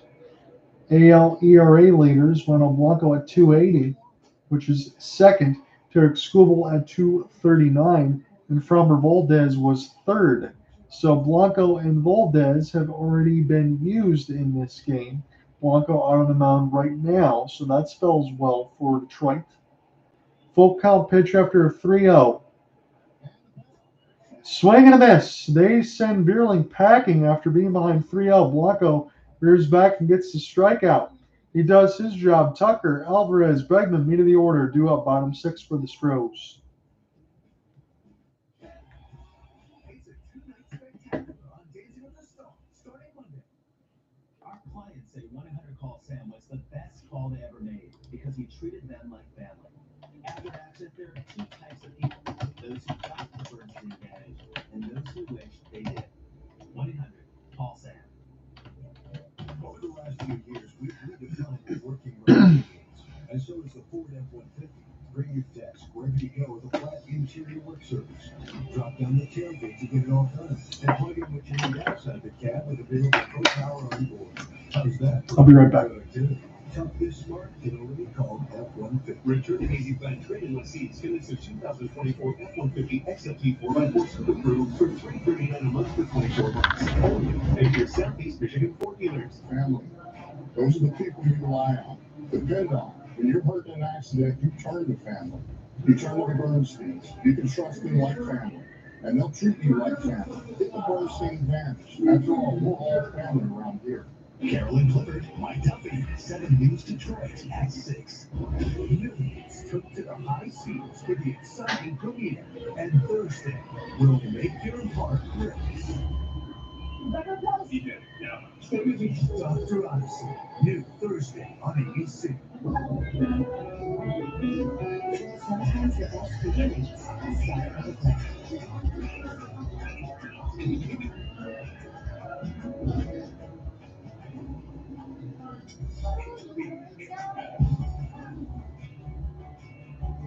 And yours starts right now.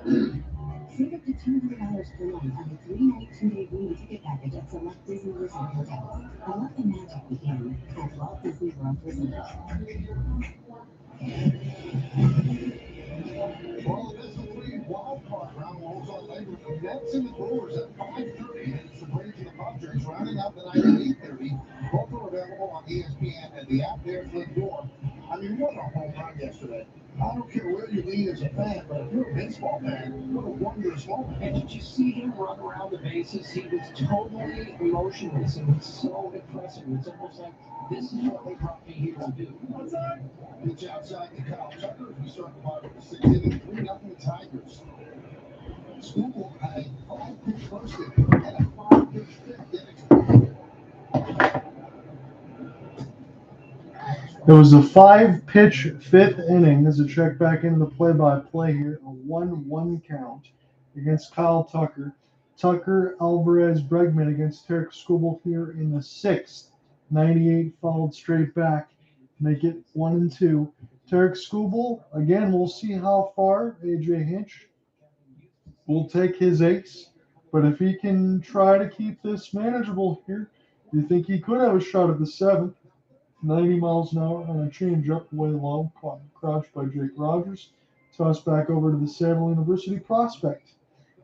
Tarek Skubal, the 27-year-old now. He's going to win the AL Cy Young, and he was absolutely dominant. 97. This is shallow center, and this will be caught by Trey Sweeney. 1 up, 1 down in the 6th. Again, for Tarek, I don't want to say it's important to work quickly here as he's 72 pitches through 5 1/3 innings, but I think right now it's most important for Tarek to just go ahead and get outs because you think the tank at 72 pitches, I wouldn't say empty, but I think you might want to burn it a little bit more just to make sure you get the outs that you need to get to if you have to. Yordan Alvarez will back in toward his dome as 300 extra base hits, 300 walks for 600 career games. Yordan Alvarez is on a list with Ted Williams, Hank Greenberg of Detroit, Lou Gehrig, and Babe Ruth. Don't even know what to say to that. 97 for Yordan Alvarez. Again, he'd be first ballot Hall of Famer. Again, you got Altuve in there, you got Bregman in there, Kyle Tucker. It's just an incredible amount of hitters. But they're going up against one of the best pitchers in all of baseball today. But it could look completely different tomorrow. 99 on a sinker. Make it 1 and 2. That is dotted. A little bit low in the zone. 1 and 2. KC in Baltimore. Bottom 1, and they are now underway. Again, it said 4:30 and then 4. I said about 4:10, 4:15. That's where I put it at. Right now I'm on the bottom first. So you're not missing anything on ESPN2 right now if you're following that along. 2 and 2 pitch. Strike 3! Skubal gets Alvarez looking. And the Tigers now have 2 outs in the bottom 6. Don't really get Yordan Alvarez looking all that much, but that was a borderline pitch. And Derek Skubal's been hunting the zone. Rogers framed it well, and I think that was probably a good call. I'm not even saying that as a hometown guy. I think he's been around the strike zone enough where you give him one. 78, that one split the plate. And I will say this for Alex Bregman. He's had a lot of change-ups to hit from Skubal. He had a curveball that was hitting me all over that he did not hit. I think Bregman has really shot himself in the foot so far in this game for pitches. He should have absolutely tattooed already. He's had about 6 of them in this game. 1 and 1. 86. This time he goes after a changeup he couldn't do anything with. Make it 1 and 2. Last time Bregman was up with Diaz, it was 2 9-pitch battles for Skubal, able to finish the job essentially and still keep the scoreline where it is. 90 on a changeup, not close. This one in the dirt. 2 and 2. 81 pitches into his day. So I still think if Skubal gets this quickly, he'll be on track for the 7th. But we'll see what AJ wants to do. I know he trusts his bullpen. 2 and 2.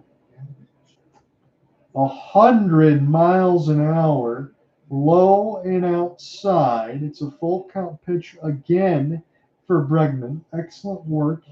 Regardless of some of the ones that he's hung and missed from Skubal to Bregman. He goes, that one's on me. I missed it. 3-2. He'll take a timeout, settle himself down. He's going to talk with Jake. And now AJ going to come to the mound as well. They want to have a meeting, and Tarek Skubal called this himself. Now Randazzo is going to go ahead with the Tigers here just to make sure what they want to do. So Tarek Skubal called this meeting himself just to make sure that everything else is okay. And again, he's got the mouth over the glove. They're having their conversation in the middle of the infield. Did we see anything for Tarek Skubal? I didn't see anything on the body language that said that it hurt. I'm not seeing anything from Tarek Skubal to look like he was hurt or any kind of signs or any look in there. I think we should be okay here, but Tarek Skubal called the self-meeting, and now the Tigers will start to disperse. So full count pitch again here for Alex Bregman against Tarek Skubal. It's been the second straight at bat and they worked full count, as Bregman's done a good job in that regard at least. And now Tarek going to take a couple of warm-up tosses here just to make sure that they're looking at the body language. So Federer was out the first time in the second when it hit him in the hand just to make sure that he was okay. And now Tarek taking a couple extra throws here out there with Chris Federer and AJ Hinch to make sure that he's locked in and didn't kind of pull anything. Or I'm not sure. That's just speculation on my part, but Tarek Skubal looks no worse for wear here. Full count pitch. He'll grab the rosin bag. Took a couple warm-up tosses. He's already warm. Now he'll get the sign from Rogers. Full count pitch. This one split the plate on a changeup, and Bregman out in front of it again. So he's had another pitch to hit. That's his 7th by my count. Of a fastball changeup, something he should have absolutely roped, but he has not. Bregman still trying to fight and stay alive here. Another 3-2 for the 3rd time. 98. This one right in the middle of the zone. Popped up straight back. So Skubal, I'm not going to say he's disregarding Bregman here, but he's either hung a lot of pitches or he just does not think Bregman's going to be able to get his bat to this baseball and do any damage with it. That's got to be what I believe because these pitches are missing right in the middle of the plate. 3-2. Bregman, big swing. This will bounce off the wall, stay in play, and it's going to be a long single. That is a break for the Tigers. There's another pitch that was hung against Bregman. Greene able to play it off the wall rather beautifully, honestly, because he kept Bregman at first. If it was misplayed, he would have had a double. So he kept seeing the pitch over and over. And this one was an off-speed pitch on a slider that hung up in the zone, and that, oh man, just missed that yellow line just a foot away from a bomb. As it is, it's 3-0 though. The long single. Gunnar Diaz. This has been that part of the order here that's made Tarek Skubal work. 88, big swing and a miss on a changeup. Make it 0-1. Again, that's the part for Joe Espada's squad that has made Tarek Skubal throw pitches. Now pitch number 87 with 2 outs. He's through 5 2/3. You got Bregman at first. Diaz, 98, splits the plate on a sinker. Again, this is right down the middle of the dish at 98. Make it 0-2. When Tarek Skubal is missed now, he's caught just dead center in the middle of the plate. I don't know how many times he can get away with that, even for as good as he is. I just don't want to hold my breath too much. 0-2. Swing and a miss. Tarek Skubal gets the punch out, and he gets through a scoreless 6th. Bregman just misses a home run, and Diaz punches out. Tigers have a 3-0 lead heading into the 7th. Nature's Bounty. Your bones are 4 times as strong as concrete. Nature's Bounty supplements your bone health with high absorption magnesium. It's in your nature to stand strong. Nature's Bounty. It's in your nature.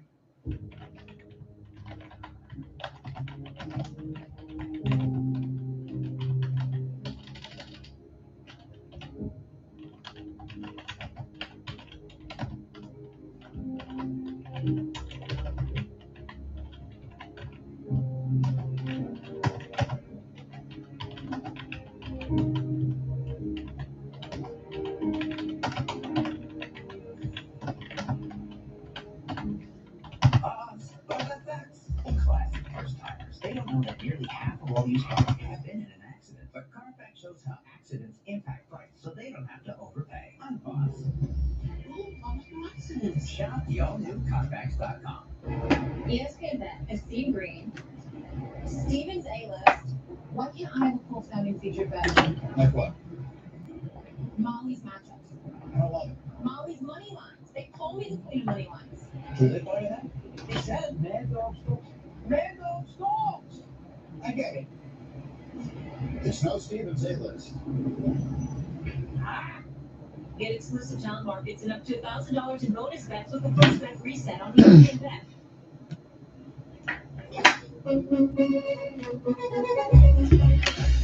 All right, folks, we're getting close to the nitty-gritty here. John Hunter with you, still on the call. We are in the 7th. The Tigers have a 3-0 lead on the Houston Astros. Anywhere that you guys are listening in and come watch, I know you're dealing with work and all that too. You get stuck with the day game. I'm glad that you've been able to join in. It's been fun. YouTube's jumped in and out a little bit. I don't expect it to be as busy because of the day game, but the Tigers still up 3-0 as we head to the 7th. 3 runs, 8 hits, no errors. No runs, 4 hits, no errors for the Astros. Bregman just missed a home run just shy of the yellow line on the left box. And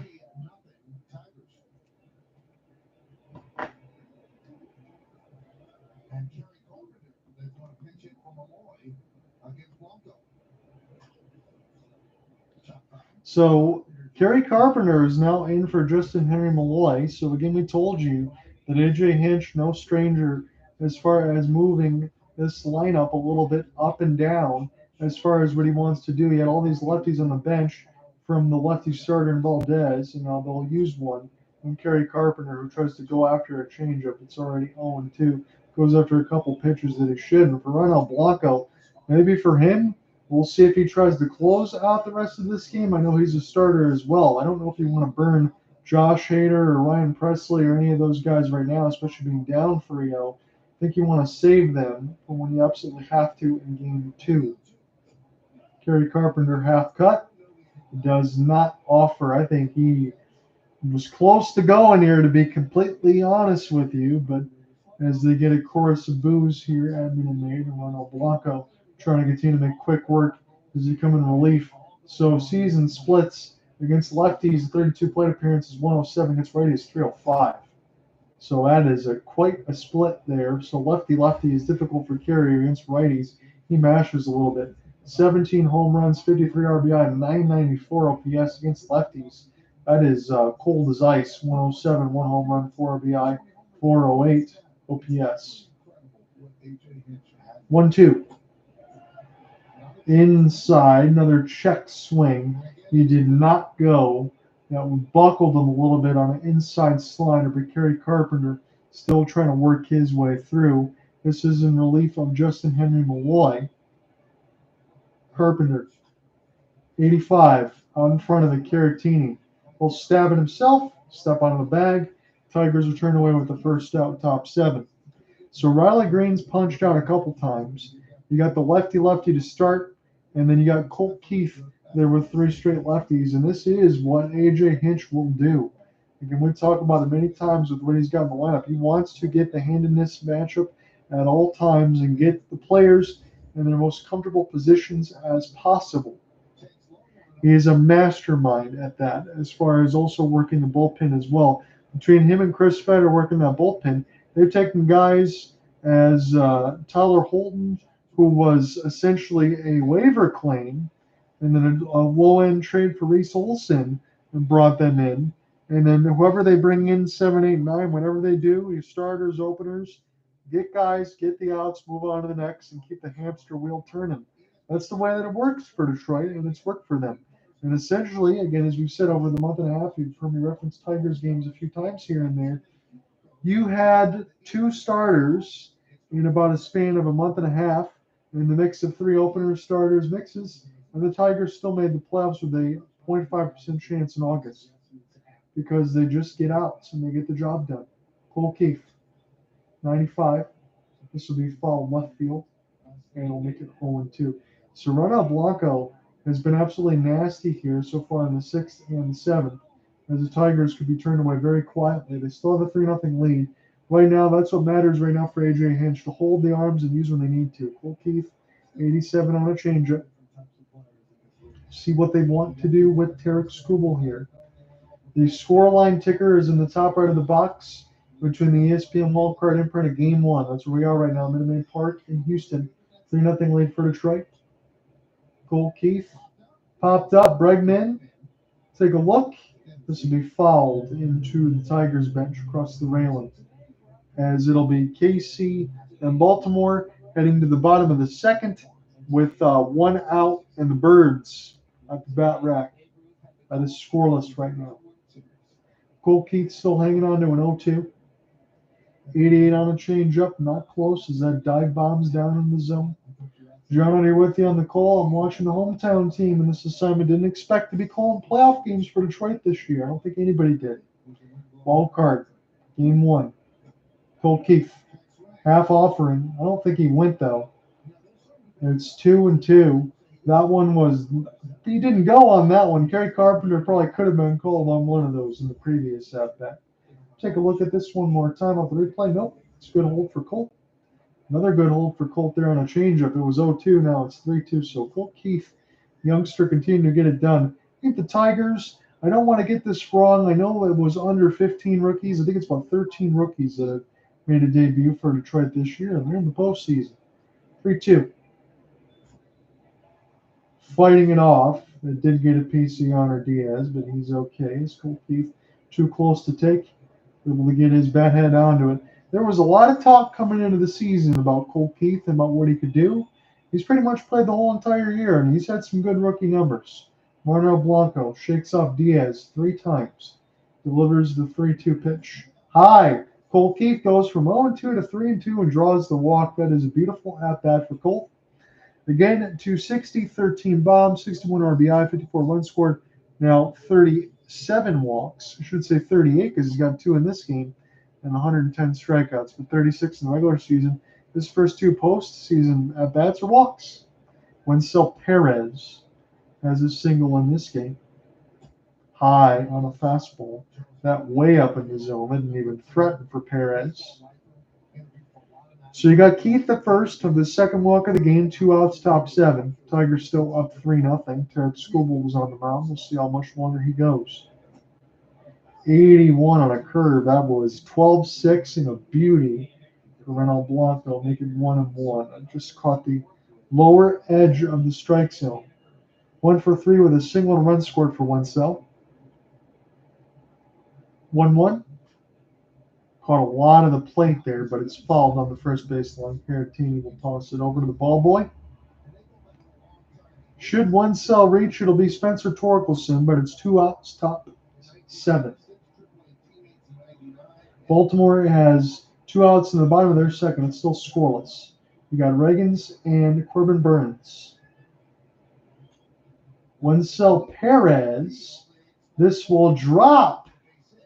There will be a long toss over, and everybody's safe. Long toss over from third, able to be there safe. I think Espada may challenge this. Perez takes the extra 90 feet on a ball that dropped. Tigers also get to third from Colt Keith. I think they're going to challenge this slide. We'll see. Tigers very aggressive. Their Tucker runs very well. I should say he throws very well.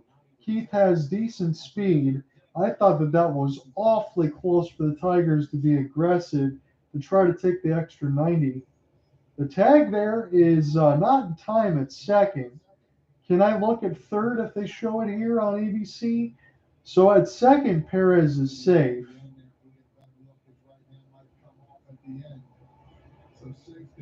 No, I think he's safe at second. I feel pretty definitive.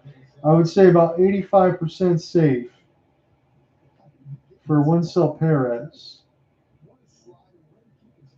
And I think if they don't check anything at third, I think the Tigers are going to be in business here.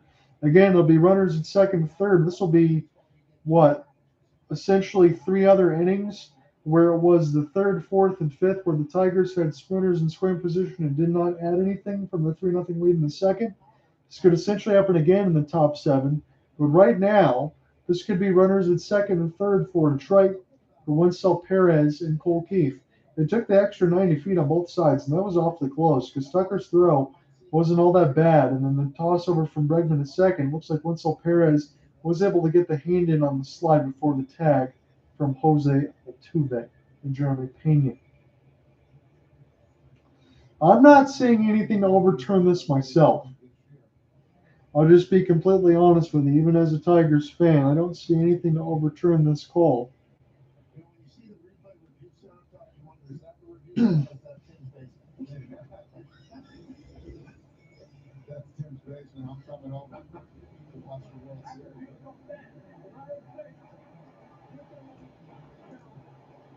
So Joe Espada challenges as the Tigers took the extra 90 feet from third to second. They were challenging the safe call at second. They're going to lose the challenge. Perez able to get his right hand on the base and tag that one before the tag from Pena.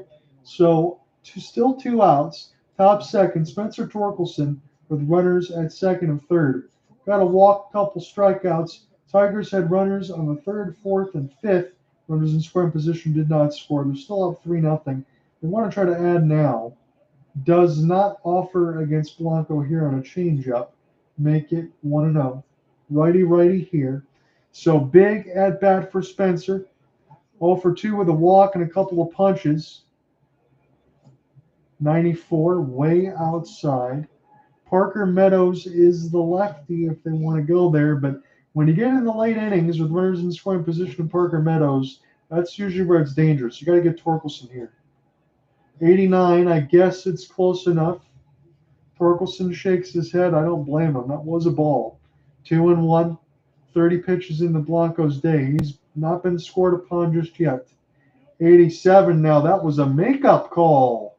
So this is where the line should be at 3-1. That is where we are right now because that was in the zone. 3-1. And Torkelson looked like they didn't really want to pitch to him here. Torkelson draws the walk. It's his second of the game to go with 2 strikeouts. Parker Meadows has the bases loaded. Where have you heard this before? Top 7, 2 outs. Parker Meadows could turn on the gas can right here. Just 1 run would be huge. I don't care where they get it from. Caleb Ferguson, the lefty, getting warm quickly. Doesn't look like it's going to be in time, though, for Blanco.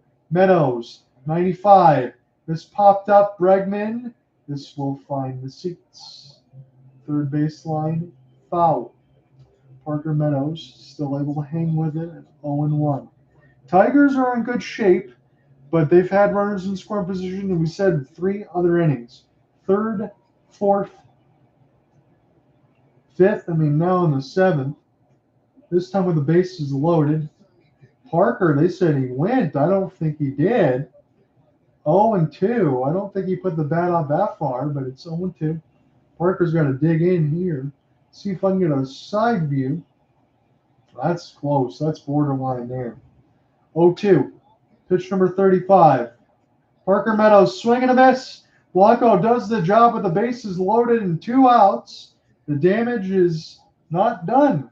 So 3-0. Tigers still out in front as it was in the second. Pena, Caratini, and Dubon. 6, 7, 8 as we go to the 7th inning stretch.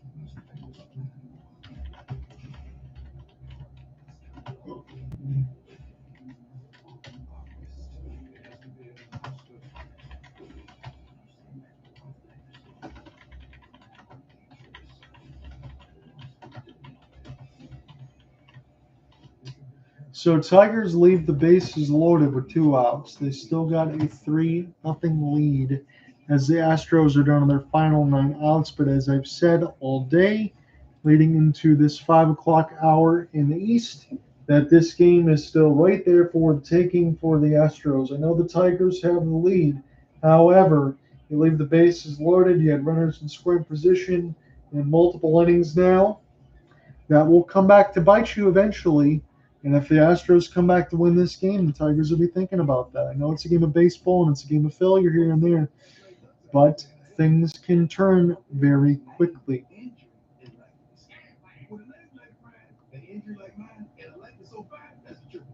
We just tell people act like they cash for expenses not covered by health insurance. So we'll get set for the 7th inning stretch here. Pena, Caratini, and Dubon. Still a 3-0 lead for Detroit.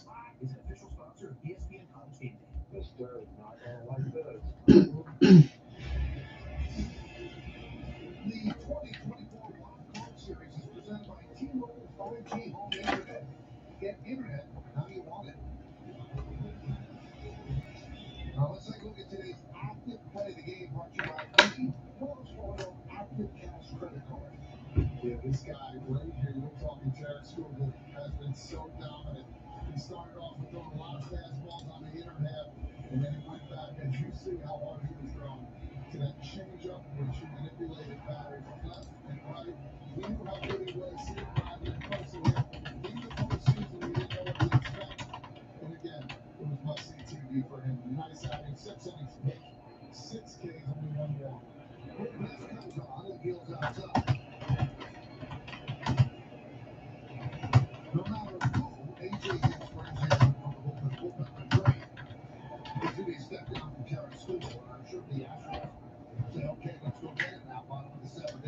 So Astros have the opportunity to get their door open. Tigers bullpen's been good, but Will Vest comes in, 69 games, 282, 70 in the third innings. Now Pena, Company, Altuve, Bregman, Alvarez, they'll have the opportunity to score some runs here. Tarek Skubal's day is done. 6 innings pitched, a shutout baseball, 4 hits, 1 walk, 6 strikeouts. And now he's going to have to sit and watch for the rest of the game as AJ Hinch continues to try to push the buttons here. So Will Vest 1-2 against Jeremy Pena. We'll see. Will Vest, this will be his inning. He's got at least a 3-batter minimum. That's the way it works as you start from the top of the order here. This is not one of the better arms out of Detroit's bullpen, but the numbers are still very good for Will Vest at 286. Strike 3, 98. That is on the outside black. I'm not sure what Pena was looking for. He punches out for the third time today. And that is just a very poor at bat because that fastball's there to hit. I know it's in the bottom left part of the strike zone, but that was not even borderline. That's a pitch you got to swing at. So Pena punches out. Let's go back to the top of the notes here for me. Mauricio Dubon, 97 from Vest. Make it 0-1. Again, in 269, 4 home runs. Or that's Dubon, excuse me, Caratini, 98, way late on a fastball. Caratini has not shown himself to be able to hit a fastball right now because when Skubal's throwing at that same velocity, Caratini was way late. Same for Vest. Tigers bullpen this season, 353 second, whip 114 second, opponent's batting average 24 is fourth, OPS 648, which is third. 98 outside. Nothing wrong with that call. Again, the win probability says 90%, but even as a Tigers fan, I am not counting my chickens here because this game is way too close. I'm thinking about all the runners in scoring position that the Tigers have left. Here is Caratini. This is fair. Off the shift. This should be fair. I don't know how Caratini's not a first right now. We'll take a look at it. They already lost one of their challenges. I don't know if they can challenge this call. Let me look. So Will Vest. This bounces. This is, oh wow, maybe just foul before that chalk line. I mean, we're talking about a quarter of a width of a stitching foul down the third baseline. I mean, nobody's there. Caratini doesn't have a ton of speed. I can't say he could run the second, but that's foul. And 90 on a changeup.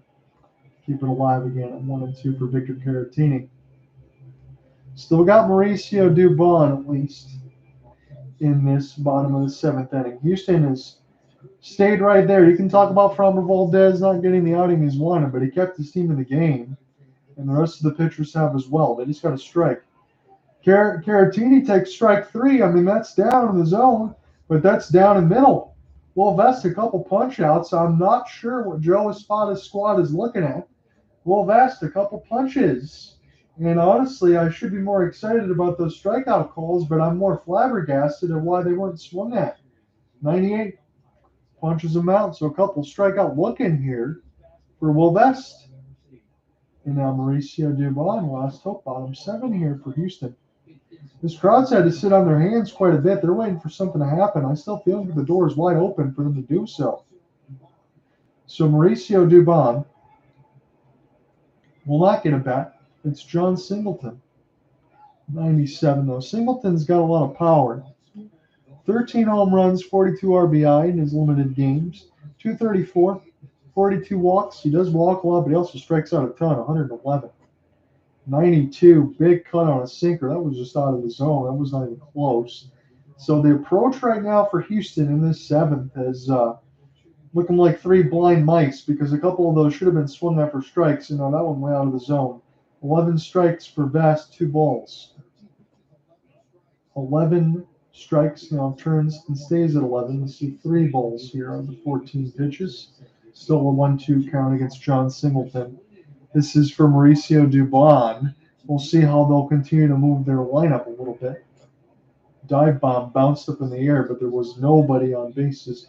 Otherwise, that would have easily been a wild pitch. 2-2. John Singleton can hit it deep. He can definitely pull the ball.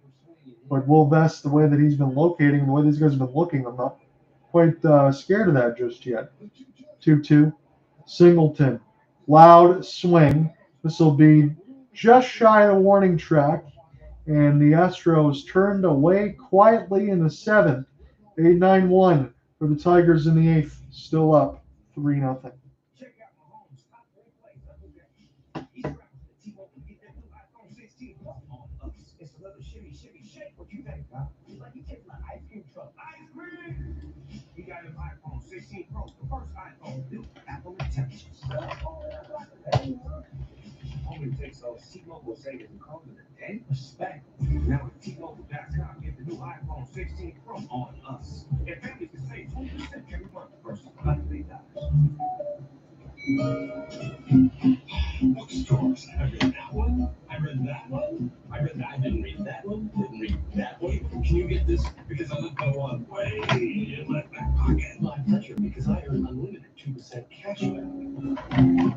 Oh, this is fascinating. Did you know whales and barnacles have a parasitic relationship? Oh, I don't like parasitic relationships. Let's go, barnacle. Unlimited 2% cash back. The Wells Fargo Active Cash Credit Card.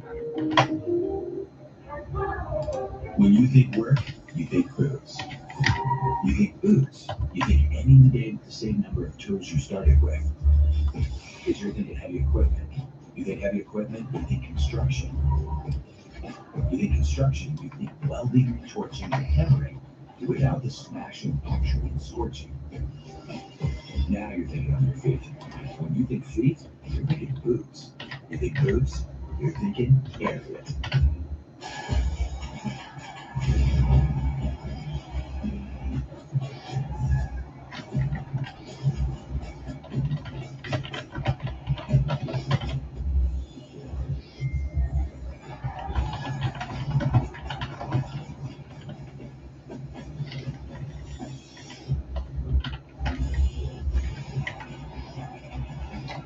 So they didn't have Chas McCormick on the active roster when I looked at it yesterday. It looks like Chas McCormick's going to come in the left. Jake Myers will stay in center for Devon.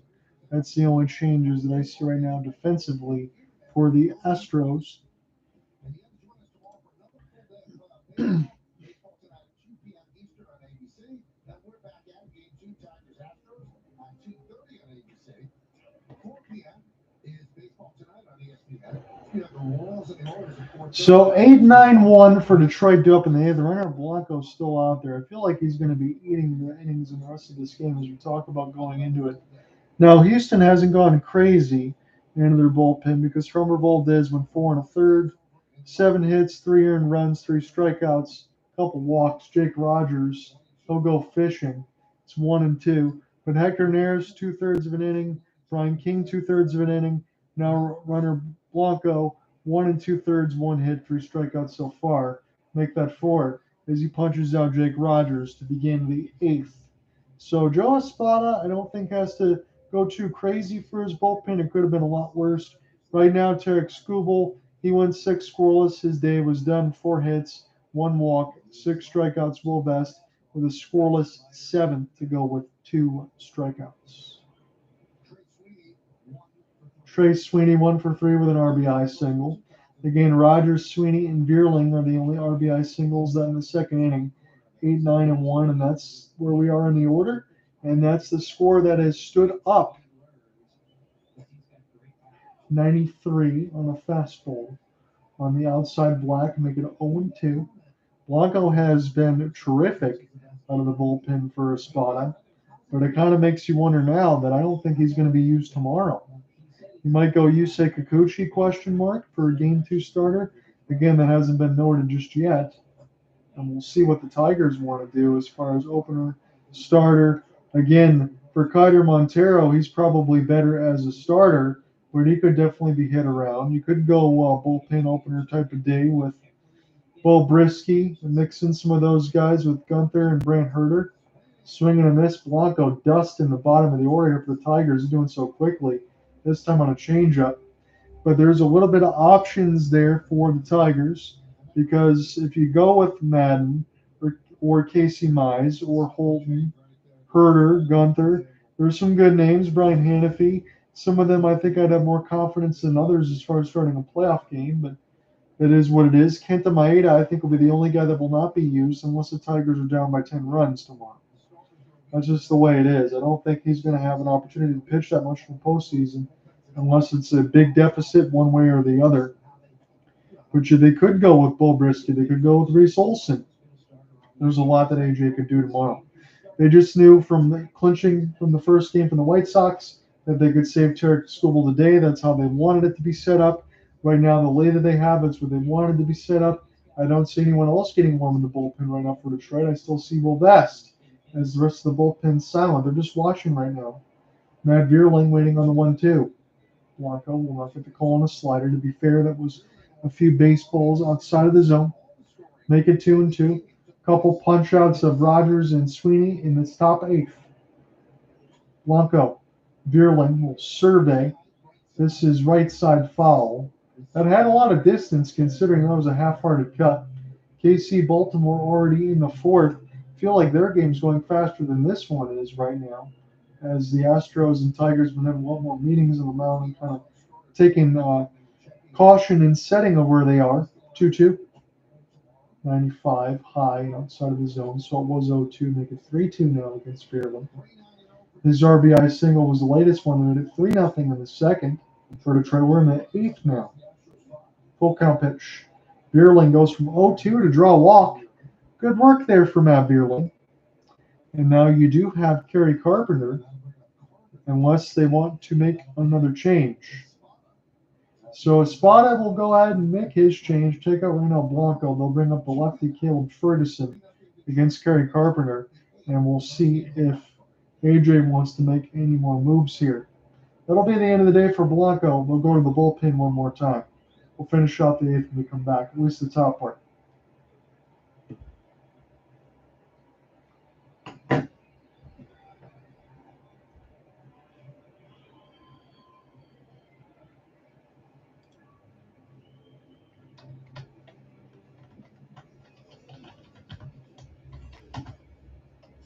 So Blanco does a good job, and Espada is going to match up against lefty Colt. That's what we were talking about earlier. Said if you go to your lefties off the bench, and then you go to them early, that allows the other manager to come in and face off against them. Absolutely. Terry Carpenter, as we said, just clobbers right-handed pitching. Not so much against lefties, but I'm sure they'll keep him in here. But that whole bench knows exactly what's going on when the game starts. So Caleb Ferguson, the start of the season, with the Yankees, comes out in a big moment here for the Astros. Run on first, but chew that out. The Tigers lead 3-0. Back in the booth. That's Tim Kirchin, that's Todd Bridger, Michael Kay. All the Gonzalez obviously is down in the field. The four-man booth working well today, and I hope you guys will be back tomorrow, right? Yes, I'm planning on. By the way, the four-man booth, we've got three guys wearing sneakers today. The only one not. It was in all the texts. I'm also the only one wearing a 7.5 shoe today. So. You know what? They don't shoot us from the bottom, so we can wear flip-flops, right? You look great. You got 25 suits. I figured I got it all. You said you look really good, and now we just got to fix the bottom half. That's all. And Michael told me to love my tie. There we go. Terrific tie. You got the whole suit together. That's a big money tie, too. Yeah, sir. There's not many bench bats left here for AJ Hinch, so lefty, Kerry Carpenter's numbers against lefties not very good. He's in about 100. We'll dig in against Caleb Ferguson. They'll throw in the dirt. That's going to be an easy call for Vierling to be out. So Ferguson doesn't have to do anything to record an out. It was dived in the dirt. Kerry Carpenter won't get an opportunity to swing. So Vierling tries to take the extra 90 feet. He gets hosed by Diaz, and that ends top eight. Go bottom eight. Astros got 6 outs left. They need to score at least 3 runs to get this one tied. With e-confidence and 430-pound feet of best-in-class standard torque. GMC Sierra is the truck. For Michigan residents, $1,000 cash. GM employees program with respect to their current eligible GMC lease. Use it to get this low-mileage lease with a Sierra allocation for $239 per month.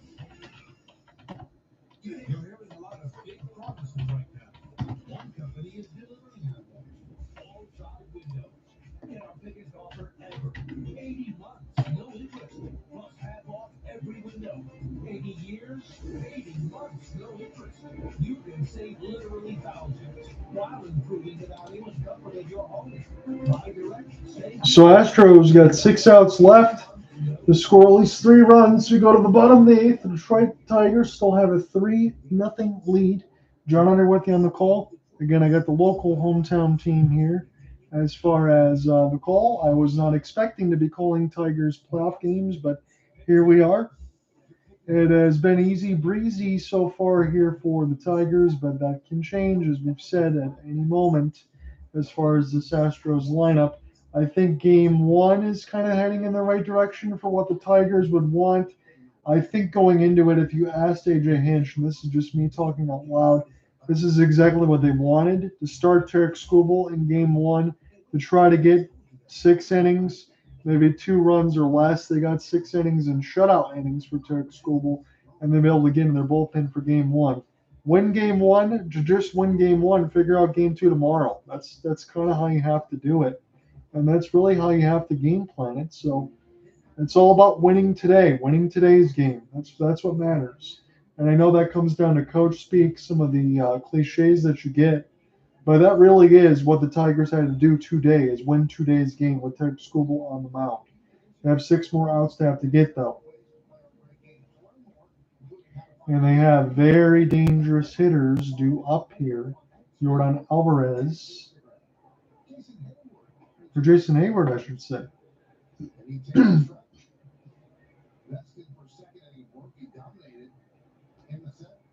So this is where the ESPN box got it wrong. And again, I was looking at this before we started on the 40-man yesterday, getting the notes in, and it said Chas McCormick. Like, he's not on the roster. He's hurt. But Jason Hayward is. And now Jason Hayward is at the dish. So this is in relief of Jake Myers. So Jason Hayward now will get an opportunity 2-1 against Will Vest. This is his second inning of work to start. 97. This one split the plate. Now fouled straight back, make it 2-2. So let me fix this here before I get back into the play-by-play.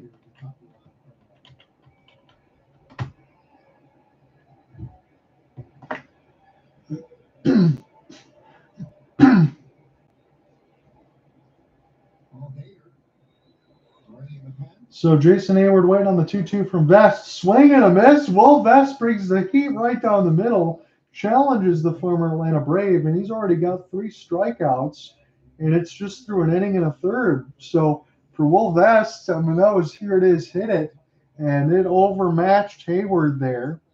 Now Jose Altuve, as this lineup goes over now, turns over for the 4th time. Altuve and Tucker at least will get some at-bats. Jose Altuve swung at the first pitch the first 3 times. This time he takes a strike at 97, probably up in the zone where he can hit it in the Crawford box. Sometimes that's the way it goes. 0-1. Altuve hammers. And I'm not sure what that hit. I think that bounced off the netting and fell back into play, make it 0-2. So Altuve 1 for 3 and a single in today's ball game. Astros need runs. It is Altuve at the bat rack here against Will Vest. He's 1 for 3 with a single. Strike 3 for Will Vest, who continues to carve up these Astros hitters. He's already got his 4th strikeout today. And let me look down at Tarek Skubal. I honestly can't believe it. Skubal had 6 in 6 innings. Will Vest has 4 in an inning and 2/3. That heat map, that was on the outside black. Again, this was a good framing job for Rogers, but that's in the zone. And now Will Vest, I don't think could do much better. AJ Hinch going to go to his other bullpen arms as Will Vest absolutely did his job. Tigers will make the change. We'll come back. Bottom 8, 2 outs.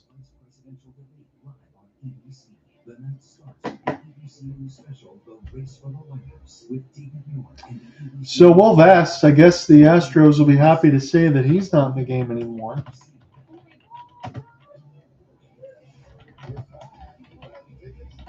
So an inning and 2/3 for Will Vest in Detroit out of the bullpen. And 4 strikeouts. No hits, 4 punches, That is a perfect job for Will Vest out of the bullpen. You cannot do any better than that. 24 pitches, 18 strikes, 4 strikeouts, an inning and 2/3. That is perfection for Will Vest. And right now it shows for the Tigers pitching Tyler Holton will get an opportunity here, as it'll be Kyle Tucker, the lefty, and Alvarez. Probably gets a couple batters before we figure out. I don't think Holton's going to go 5 batters for the final outs of the game, but I do think Tucker and Alvarez, considering lefty-lefty, these will be his next 2 batters, should he get Tucker or Alvarez.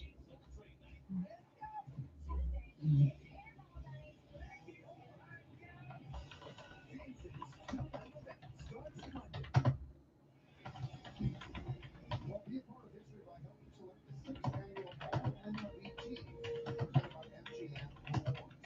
Short today for players to believe on the best performance at each position. Terms and conditions apply. Go to MLB.com/All-MLB for more information.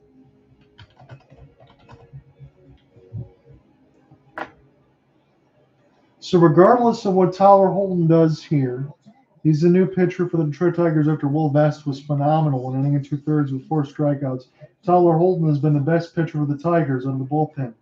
This is against Kyle Tucker. So whether or not Tucker takes him deep, he's still got Alvarez. And off lefty-lefty, I feel like he's going to get the next 2 batters at least before A.J. Hinch might go to the bullpen for the final couple outs in the 9th, should it set up that way. I think Tyler Holton's got at least these 2 batters. 0-1. 79. This one tapped right to third off a couple hops. Tucker runs well, but not well enough. The sweeper gets Tucker out. And the Tigers are 3 outs away from taking game 1 of this wild card. They have one more chance to add runs. Tyler Holton does his job, gets Tucker out. Let's go to the 9th. Tigers still up 3-0. Just like a one-time casual thing with Tyler. I was talking about switching out teams for fun. I like this game. The magic never leaves you when you stay with the Disney Resorts collection. Following you along everywhere you go. Making every moment special. Even more surprising. All right, ladies and gentlemen, we are in last at bats for both squads. We're in the 9th. The Tigers still holding on to a 3-0 lead. We had all the fun and festivities for Detroit in the 2nd inning. 3 singles, 3 RBI from Rogers, Sweeney, and Vierling. That is held right now throughout this game. That is still where we are. 3 runs, 9 hits for Detroit. No runs, 4 hits, no errors for Houston. No errors for Detroit as well. Riley Greene will get an opportunity to hit at some point. Kerry Carpenter, as they've already used Carpenter and Keith, but Carpenter's up right now. You got Dylan Dingler off the bench if you want to, but you wouldn't have a spot to put Jake Rogers, and you're not taking him out considering he's calling a shutout right now with 3 outs left to go. So I think they're just going to let Kerry Carpenter go ahead and hit unless you want to use Dylan Dingler, the righty that's left. You still got Jace Young and Zach McKinstry if you like.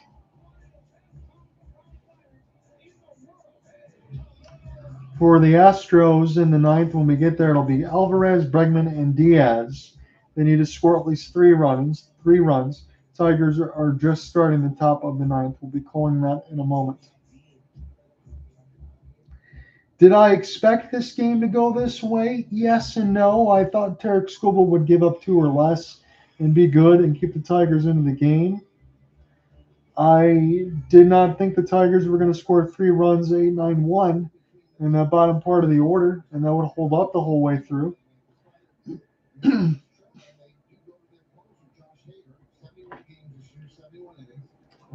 Interesting call here for Joe Espada, but he wants to keep the scoreline right where it is what it tells me. They're going to their closer, Josh Hader. 71 innings, 3.80 ERA, 38% strike rate, 9% walk rate. He has got absolute gas. 4-seam, 2-seam slider kind of change-up mix. Kerry Carpenter's got his work cut out for him. That is for sure. 96. Outside black high. 0-1. Kerry Carpenter does have some home run power, but against lefties, he's ice cold. 96 up high, right to Altuve. Easy toss over to Victor Caratini. Tigers have turned away here to start the ninth. So you got Riley Greene and Colt Keith. It's all lefties here against the lefty. This should set up well for Joe Espada's squad and then go right into the bottom of the ninth. That is kind of what I'm looking at right now. Tigers would love to add on some more runs. I don't think it's going to be possible here unless Hayter makes a big mistake. Riley Greene takes a big swing. This is toward the right field wall. This one bounces over and should be a ground rule double. I wanted to make sure I didn't jump ahead of myself and call a home run. That one bounced up pretty high and then hopped over the wall. No chance for Kyle Tucker to get to it. So Riley Greene hadn't had the greatest ball game so far, as he was 0 for 4 with a couple strikeouts. This time he does get a lefty on left against Josh Hader, and it's a ground rule double over the right field wall. That was a very good swing, as this one was really high up in the air and then just bounced about 315 and over the wall. Colt Keith now against Josh Hader. He's already got a couple of walks in this game. Colt Keith is looking locked in. I wouldn't blame him if he strikes out here, though. 0-1, 85 on a slider with spiked in the dirt. Good block there for Iana Diaz. Make it 1-1. Tigers still holding on to a 3-0 lead. It's been that way since the top second. That's still where we are in the ninth. 1-1 pitch. Here for Colt Keith, couple walks today, 97. This one will be straight back in amongst the screen, and we'll keep it going at 1-2. Happy to join you here in this call. I know it's a day game, about 2:35 starts today, tomorrow, and Thursday if needed. 1-2. Colt Keith against Josh Hader. This is a primetime at-bat for the youngster. 97. What a great eye for Colt Keith. I've noticed early, a couple walks to start his postseason. But for Colt, the 22-year-old, yes, 110 strikeouts. A couple walks, 36 in the regular season, 2 to start the postseason. He does have an eye. That's for sure. 97. Not one too close to take for Keith. Still keeps it going at 2-2. About 5:10 Eastern. Tigers want to try to close this one out. If they don't score some more runs here, about 5:30 Eastern, maybe even a little less, to make sure the Houston batters don't get on the base paths. Still 3-0 Detroit. 87, right to Caratini. Stab and step on the bag himself. We've seen that a lot today. Runner will get over to third, and Riley Greene. Winsel Perez. One last opportunity for Detroit. Again, runners in the third, fourth, fifth, seventh, and now running the scoring position in the ninth for the Tigers. You could make the argument for Detroit, if they win this game, they're not going to care about it, but you can make the argument that Detroit should be up about 6 or 7-0 in this game. So many runners in scoring position have been stranded, and yet the Tigers still up 3-0. If they do get bit in the ninth and end up losing this game, they're going to look back on that. 1-0. Winsel Perez, a double and a single today. He offers it a slider. That might hurt himself trying to swing at that one again. That was low and outside of the zone. That was just meant for a strike. That was nasty diving on the bottom of the zone. 1-1 pitch from the closer, Josh Hader, who was picked up from the Milwaukee Brewers. Perez will offer at a slider again, this time in the zone. Perez had to swing at it, but I don't think he's got a hope and a prayer to go at this slider again. If I'm Hader and I'm Diaz, I'm going right back to that in the same spot, just a little bit low, and Perez should swing right through it. That's what I'm thinking. 1-2. This time he spiked it. Couldn't locate it that time, and Perez did not offer. 2-2. It's a big runner with 90 feet waiting to be driven home in Riley Greene. Tigers have had a lot of opportunities to score some extra runs. They have not since that second one. It's still 3-0. Could easily have more. Hader delivers. Winsel Perez straight back in amongst the catcher's screen. Make it 2-2. Tigers on the road, all 3 games. That's the way it works in the wild card. Best of 3 should you need it. Will be on Thursday, same time, about 2:35. I'll be back tomorrow, 2:35. So, am I expecting Houston to come back? Yes, I am, especially in game 2 if they don't take game 1. We'll take it as it is, though, for Detroit. They are continuing to play good baseball. Yes, they've left runners in scoring position today, but it has not hurt them. Spencer Torkelson, should Perez reach, he'll get one more opportunity. Couple walks, couple punches for Torque. Perez used his disengagement and dig back in. Top 9, 2 outs. Runner at third. Tigers up 3-0, trying to add on. 2-2 pitch. Perez. This one high. This should stay in play for Caratini. Right underneath it. Tigers go quietly. They read the runner at third and Riley Greene. Alvarez, Bregman, Diaz. Last hope for the Stros in this game 1. They need runs. They need at least 3 to tie.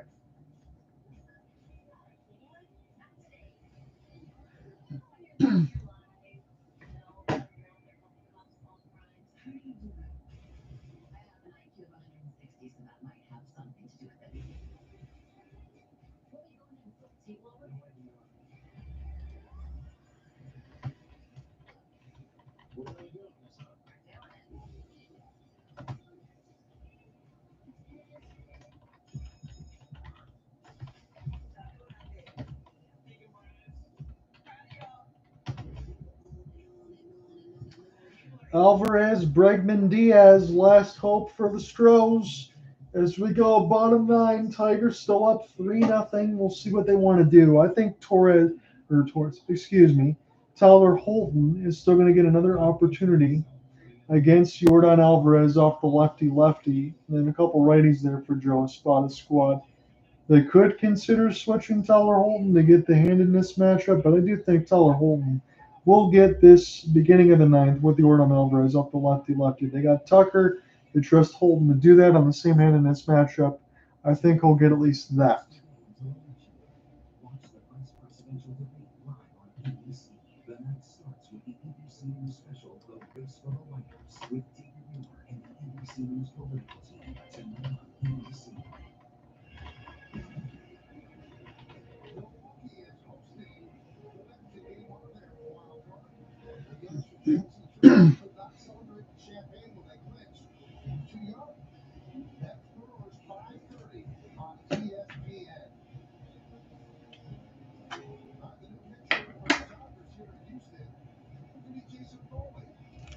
And Foley in 69 games, 3.15. 60 innings, 18% strikeout rate, all major league average. He's right at the average for walk rate. And he nailed down 28 saves.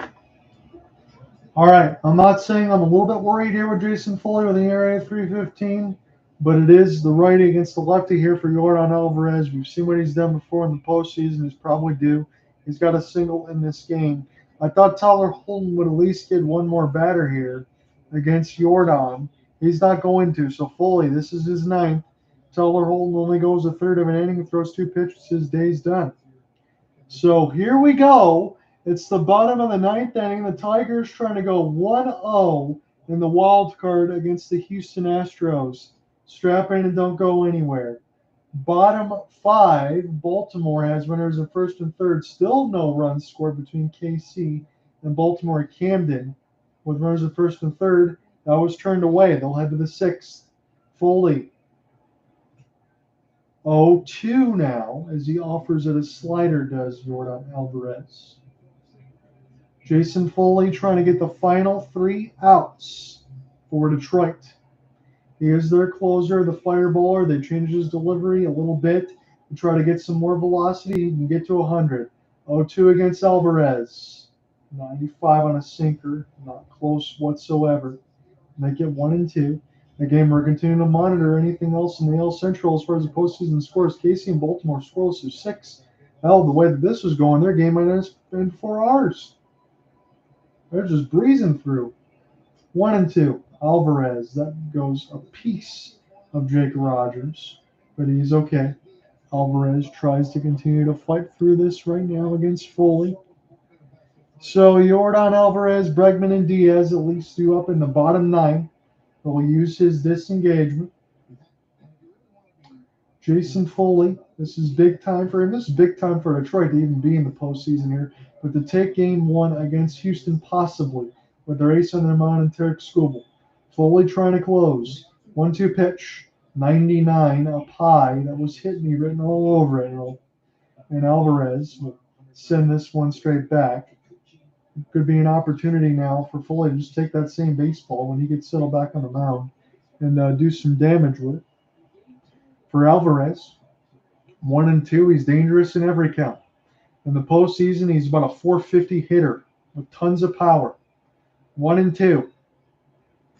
Alvarez uppercuts this thing toward the wall. Off the boxes, Riley Greene leaps. He can't get to it. Alvarez is not running very well, but he is able to jog into second base. Riley Greene, I think, misplayed that ball in the left field as it bounced off the Crawford boxes. And now the Tigers are in all sorts of trouble here. They got a 3-0 lead, bottom 9. But as this lineup says, you can turn the sand in the hourglass quickly, and they can win this game bottom 9 and score 4 straight runs. We've talked about it all game long as far as what the Astros can do. Alvarez able to essentially walk the second base after the misplay, I think a little bit from Greene. If he would have just played that in normally, they could have held Alvarez to a single. That's costly there for an extra 90 feet. Just got to say it the way it is. So Zach DeCenzo will pinch run for Alvarez. It's a very smart call there for Joe Espada's squad because you want to be able to get that extra run. So Alvarez, his day's done. At worst, if that goes to extra innings, at least it wouldn't have him. Still a 3-0 lead for Detroit, but it is Bregman. Bregman inside on a sinker. This time he was ready for it. He missed a lot of hittable pitches, to be quite honest with you, for Tarek Skubal with some changeups and some fastballs in the mix in between the 5th, the 7th, kind of those middle innings when they were battling with Yonder Diaz. A couple 9-pitch battles, he didn't come through. I think Bregman's been on the baseball. He's probably due here. Bregman, 98, sinker, low and outside. Make it 1-1. Again, I'm not excited as I probably could be because I'm just waiting for the Astros to turn this game completely around. That's just me being forthright, even though the Tigers have a 3-0 lead. Just have the complete respect of this lineup spiked in the dirt, good block by Rogers. Foley starting to lose it a little bit here, and that makes me very interested why they didn't just stick with Tyler Holton. But AJ is like a metronome. He's got his plan of what he wants to throw at all times and who he wants to use. 110 straight postseason openers, longest streak in MLB history. Bregman up the middle, diving play. Sweeney, he's not going to be able to get anybody. Bregman runs well enough. And that 10 straight home openers now, stat looming that they showed on ABC, that might start to come in reality here as it's runners at first and third and no outs. Again, you already subbed out Tyler Holton. You can't bring him back in. Kind of wonder why he did not close. That is what I will say in my story if I have to get very angry. Trey Sweeney made a great play. He at least saved the extra 90 feet. That made sure the Astros hadn't scored a run just yet, but the Astros now are one swing away from tying this ball game. Yonder Diaz is there. So I'll scroll back in through the orders here. Astros have had their chances all game long. The Tigers have had their chances all game long to add on runs. This should not be a 3-run game. This should probably be a 6-run game if Detroit is being completely honest with you. Then you can strand a couple, but they stranded too many. Still take a 3-0 lead, but it's one swing away from a tie. And you can't feel comfortable at all. If you're a Tigers fan, if you're a Houston fan, I think you feel pretty confident here that they're going to at least tie this game, if not score a couple runs. I have to say it that way. 3-0. Detroit's got the lead, but it could change in a dime. Diaz, runners at first and third. 98 does not swing at the sinker. I guess he didn't want to ground that one in the dirt. That was a good pitch to hit, though. 0-1. 12 pitches in the Foley's day, has not recorded an out. He needs one badly. Detroit's got to take this game 1. If they don't take game 1, they're going to be in trouble for game 2. 0-1. 0-2. That's another pitch. He's got to take a swing at this, Diaz. He does not. 0-2. Maybe they were thinking Foley was going to get a little wild in the zone. He went right after Diaz right now. Diaz, 16 home runs, a little bit of a threat, not too much of power. 0-2. Foley trying to get the job done against Diaz. Swing and a miss. What a brutal piece. And now they're going to say that Diaz got a small piece of that ball. Boy, oh boy. That is so fortunate. That should have been strike 3. Man, and now they're going to confer. AJ'd have to be beside himself. They're going to say Diaz just got a piece of the baseball. He got a piece of a man, oh man, where did he get a piece of that baseball? Where? I see that low on the side of the box, and I'm really struggling to see that he caught the tip part of the top of the bat. That is a fortunate call. That could really turn against the Tigers here as there's new life. AJ Hinch got out of the dugout. He had some words to share. I don't think you can challenge those calls nonetheless either way. So either way, AJ can't do much about it. 0-2. Foley trying to get the job done against Diaz. This is grounded. This is fair. This is going to score a run for the Astros. And now they're in business here, and they're one swing away from taking game 1 from Detroit. One swing away from winning this one and stealing it from the Tigers. But again, for all the runs that the Tigers should have scored in the 5th, in the 6th, in the 4th, they had bases loaded in the 8th and didn't score. Now, when you run into a little bit of trouble, this is where you absolutely can be bitten. Jeremy Pena has struck out 3 times today. Pena is one swing away from giving the Astros the win.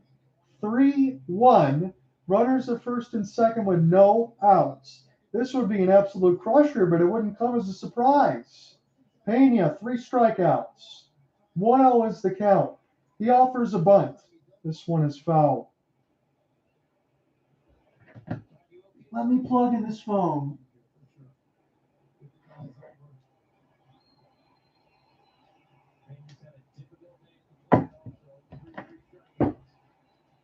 One and one. Pena tries to bunt. He had a strike there. He's got 3 on the day. Runners first and second. Tries to offer again. Gets it down. It's going to be tough to get Pena. They will get 1. So the runners go to second, third. Tigers have 1 out.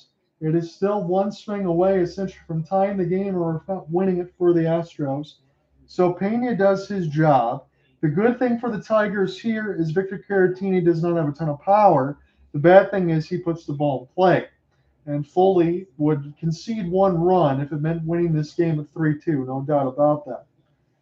But this is going to be rocky until it's not. So Pena, soft hands, drops the bunt. Good job for Jake Rogers to get out there quickly and get the toss to Torkelson and make that one clean, because considering the situation with the elevated heartbeat for Detroit, could have been very easy to throw that ball away. Very easy to throw that ball away. So the Tigers go to the bullpen, I believe, as Foley got 1 out. And they're going to make sure here Detroit can find a way to get the job done. So I think that they're going to the bullpen here in relief of Foley. Foley didn't exactly provide relief. You're going to need some Rolaids, but Tigers bullpen has been very good. Bo Brisky, he's been called on to be a starter, to be an opener, to be a closer, to the middle innings, to be 7 and 8. Bo Brisky's going to have to be the man now for Detroit to finish this game out. 46 regular season games, 359, 67 and 2/3, 24% strikeout rate, 11% walk rate for Bo Brisky. I think Victor Caratini, I think Joe Espada is going to know this. Jump on the first pitch if you're Houston, because Bo Brisky will throw a meatball and you could get this a 4-3 game, but he loves to throw strikes. Right now, with runners at second and third, maybe Bo Brisky will be a little bit more selective.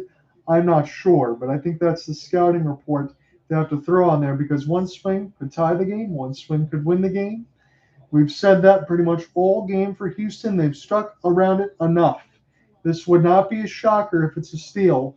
This is 2 outs for the Tigers to get. 2 outs the Tigers absolutely have to have, because at least if Game 2 doesn't work out, you got Game 3 on Thursday.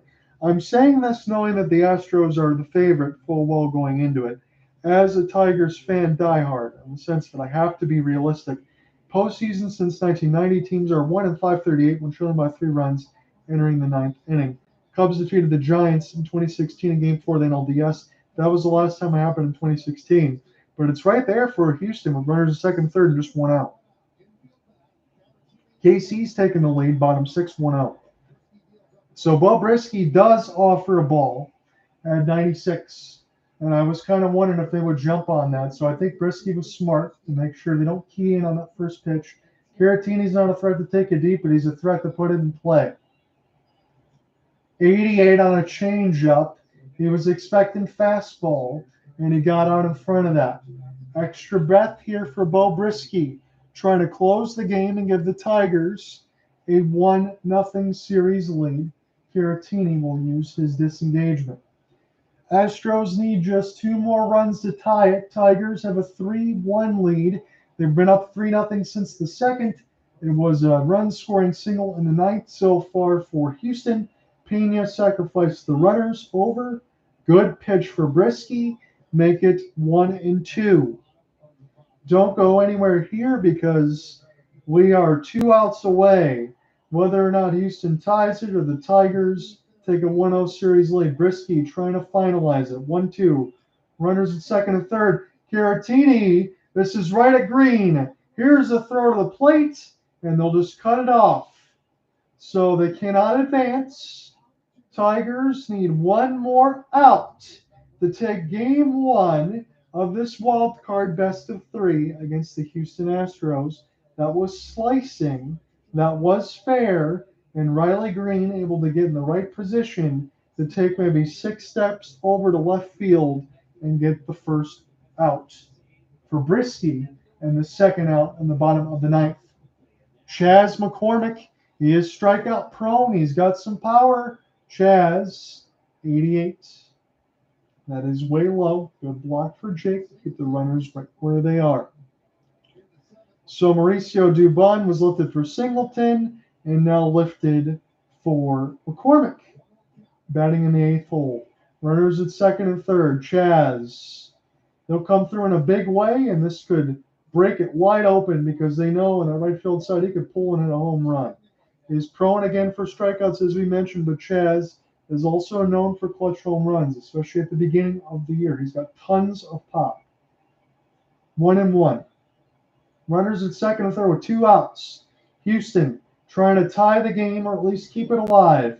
98 inside of the hands, and McCormick offered it a pitch he shouldn't have. Tigers need 1 more strike, 1 more out to take Game 1. This has been a barn burner in the 9th. It was relatively quiet up until the 9th. Bo Brisky.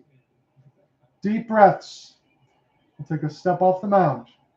Get settled here as we get a long camera shot. McCormick up against it at 1-2. Bo Brisky trying to get the job done. 1-2 pitch. McCormick at 100 miles an hour from Brisky follows that one straight back, and it looked like he was right on the pitch too. Dangerous for Brisky and McCormick. It looked like he was going to ignite the pilot light. 1-2. Everybody's standing. They're already loud. This could absolutely blow the dome off of Minute Maid. 1-2. Diving in the dirt good. Blocked by Rogers. No wild pitch. 2-2. Tigers nursing a 3-1 lead against the Astros. Trying to take a 1-0 lead in this wild card, best of 3. This would be huge with their ace on the mound and Tarek Skubal that won 6 scoreless, but the job's not done yet. Need 1 more strike, 1 more out. 2-2 pitch. Upcoming. 100 again. McCormick is right on this. I just throw that out there with all earnesty. You might need an off-speed pitch here, or you might want to go to Jason Hayward, because McCormick's taking some very good swings at the fastball. Very good swings at the fastball. 2-2. Brisky. Deep breath. Delivered from Rogers. Dive bomb slider. Does not offer Chas. Very patient. Full count pitch. I I just want to say this out loud that it would be the worst thing in the world that Brisky walks McCormick because he's been all over the fastball, even at 100, low, high, wherever it's been. He's just missed it. McCormick steps out. Full count pitch. We got drama. 2 outs. Runners second and third. Tigers up 3-1. One hit could win the game for the Astros or even tie it. Full count pitch again. This is low. The runners will stay. It is bases loaded for the Astros. 2 outs. Bottom 9. Tigers have a 3-1 lead. Does Joe Espada want to make any changes? As far as this, Jason Hayward was excellent. The Atlanta Braves. It's been a long time since then. It was big to have Hader come out and close. They knew they kept him in there to keep the game right where it was at 3-0. Bo Brisky in relief of Foley and his 3 hits, 1 earned run. Again, Foley's line is not complete. He would take the loss if anything does happen, maybe even Brisky if that does work. Right now, I have Jason Hayward as the latest list. Cesar Salazar is a catcher that's hitting .312 in 12 games. DeCenzo's been used. Singleton's been used. Greg Kessinger is the only one on the bench. Jason Hayward, bases juice, 2 outs. Tigers 1 out away. The Astros 1 hit away. That's really where we are right now. This is a game in the balance. So Hayward will dig in as I take a big breath. It's a huge game. I won't be sad for the Tigers either way because I know what's at stake. They're just happy to be here, but man, oh man, this would be a big one to get. Brisky, 89, spiked in the dirt, 1-0. So here's what I'm going to absolutely say to Bo Brisky. With Jason Hayward in the 9 spot and Jose Altuve waiting up next, you got to go right at Hayward. I don't care if it's 100 and he hits it. You cannot let Altuve get there. 98 straight back in amongst the screen. Hayward knew that too. He was ready to go on that swing. These guys have been timing this fastball. They're just missing it. And I'm telling you, 1 hit could easily be a grand slam game winner for the Astros. I don't want to keep saying it that way in my call, but I feel like I have to because they've been on this fastball. You got to make sure that Altuve stays right at the bat rack. 1-1. Bo Brisky. 90 on a changeup low. 2-1. Still bottom 6, 2 outs for Baltimore. They're behind 1-0. KC got the lead. Cole Ragans, Corbin Burns doing their job. Well, Brisky trying to do the job right now for the Tigers. 2-1. Swing and a miss on a changeup outside. Make it 2-2. Tigers again. 1 strike away. They've been here before. Jason Hayward, 1 hit away. This game is hanging in the balance. Brisky delivers. This is hit. Caught right by Torkelson. Makes the catch. It was hit hard. And the Tigers take game 1. Bo Brisky does the job. They win 3-1. They take game 1 and Tuesday. If it doesn't work out Tuesday, we'll see. The Tigers have guaranteed themselves a game on Wednesday. What's going to happen here when we get to Tuesday? This could be opener. This could be madness. Maybe Yusei Kikuchi will be the starter for Houston. I think that's locked in. But the Tigers did the job. Hayward hit it very hard, and he hit it right to Torkelson. Tigers win. They take game 1, 3-1, 3 runs on 10 hits. They relieve Jason Foley. Tigers win. Skubal 6 scoreless. And they'll see what happens on Tuesday. Hayward was all over it. Hit it right on the screws, but he hit it right to number 20, Spencer Torkelson. He got his glove up. Tigers win. Take game 1. We'll see about 2:35 on Wednesday. Astros got 1 more chance at this. I expect them to kind of even the series. But if not, the Tigers can get the win tomorrow, get a day off, and then go to the DS on Friday. That is how quickly it turns into best of 3. They used to be best of one. Tigers could already go to the DS, but they got to win one more. And they might have some shuffling to do tomorrow. But Tarek Skubal did his job. Guys, I'll see you tomorrow. Tigers lead the series in the best of 3, 1-0 by a final of 3-1. See you then.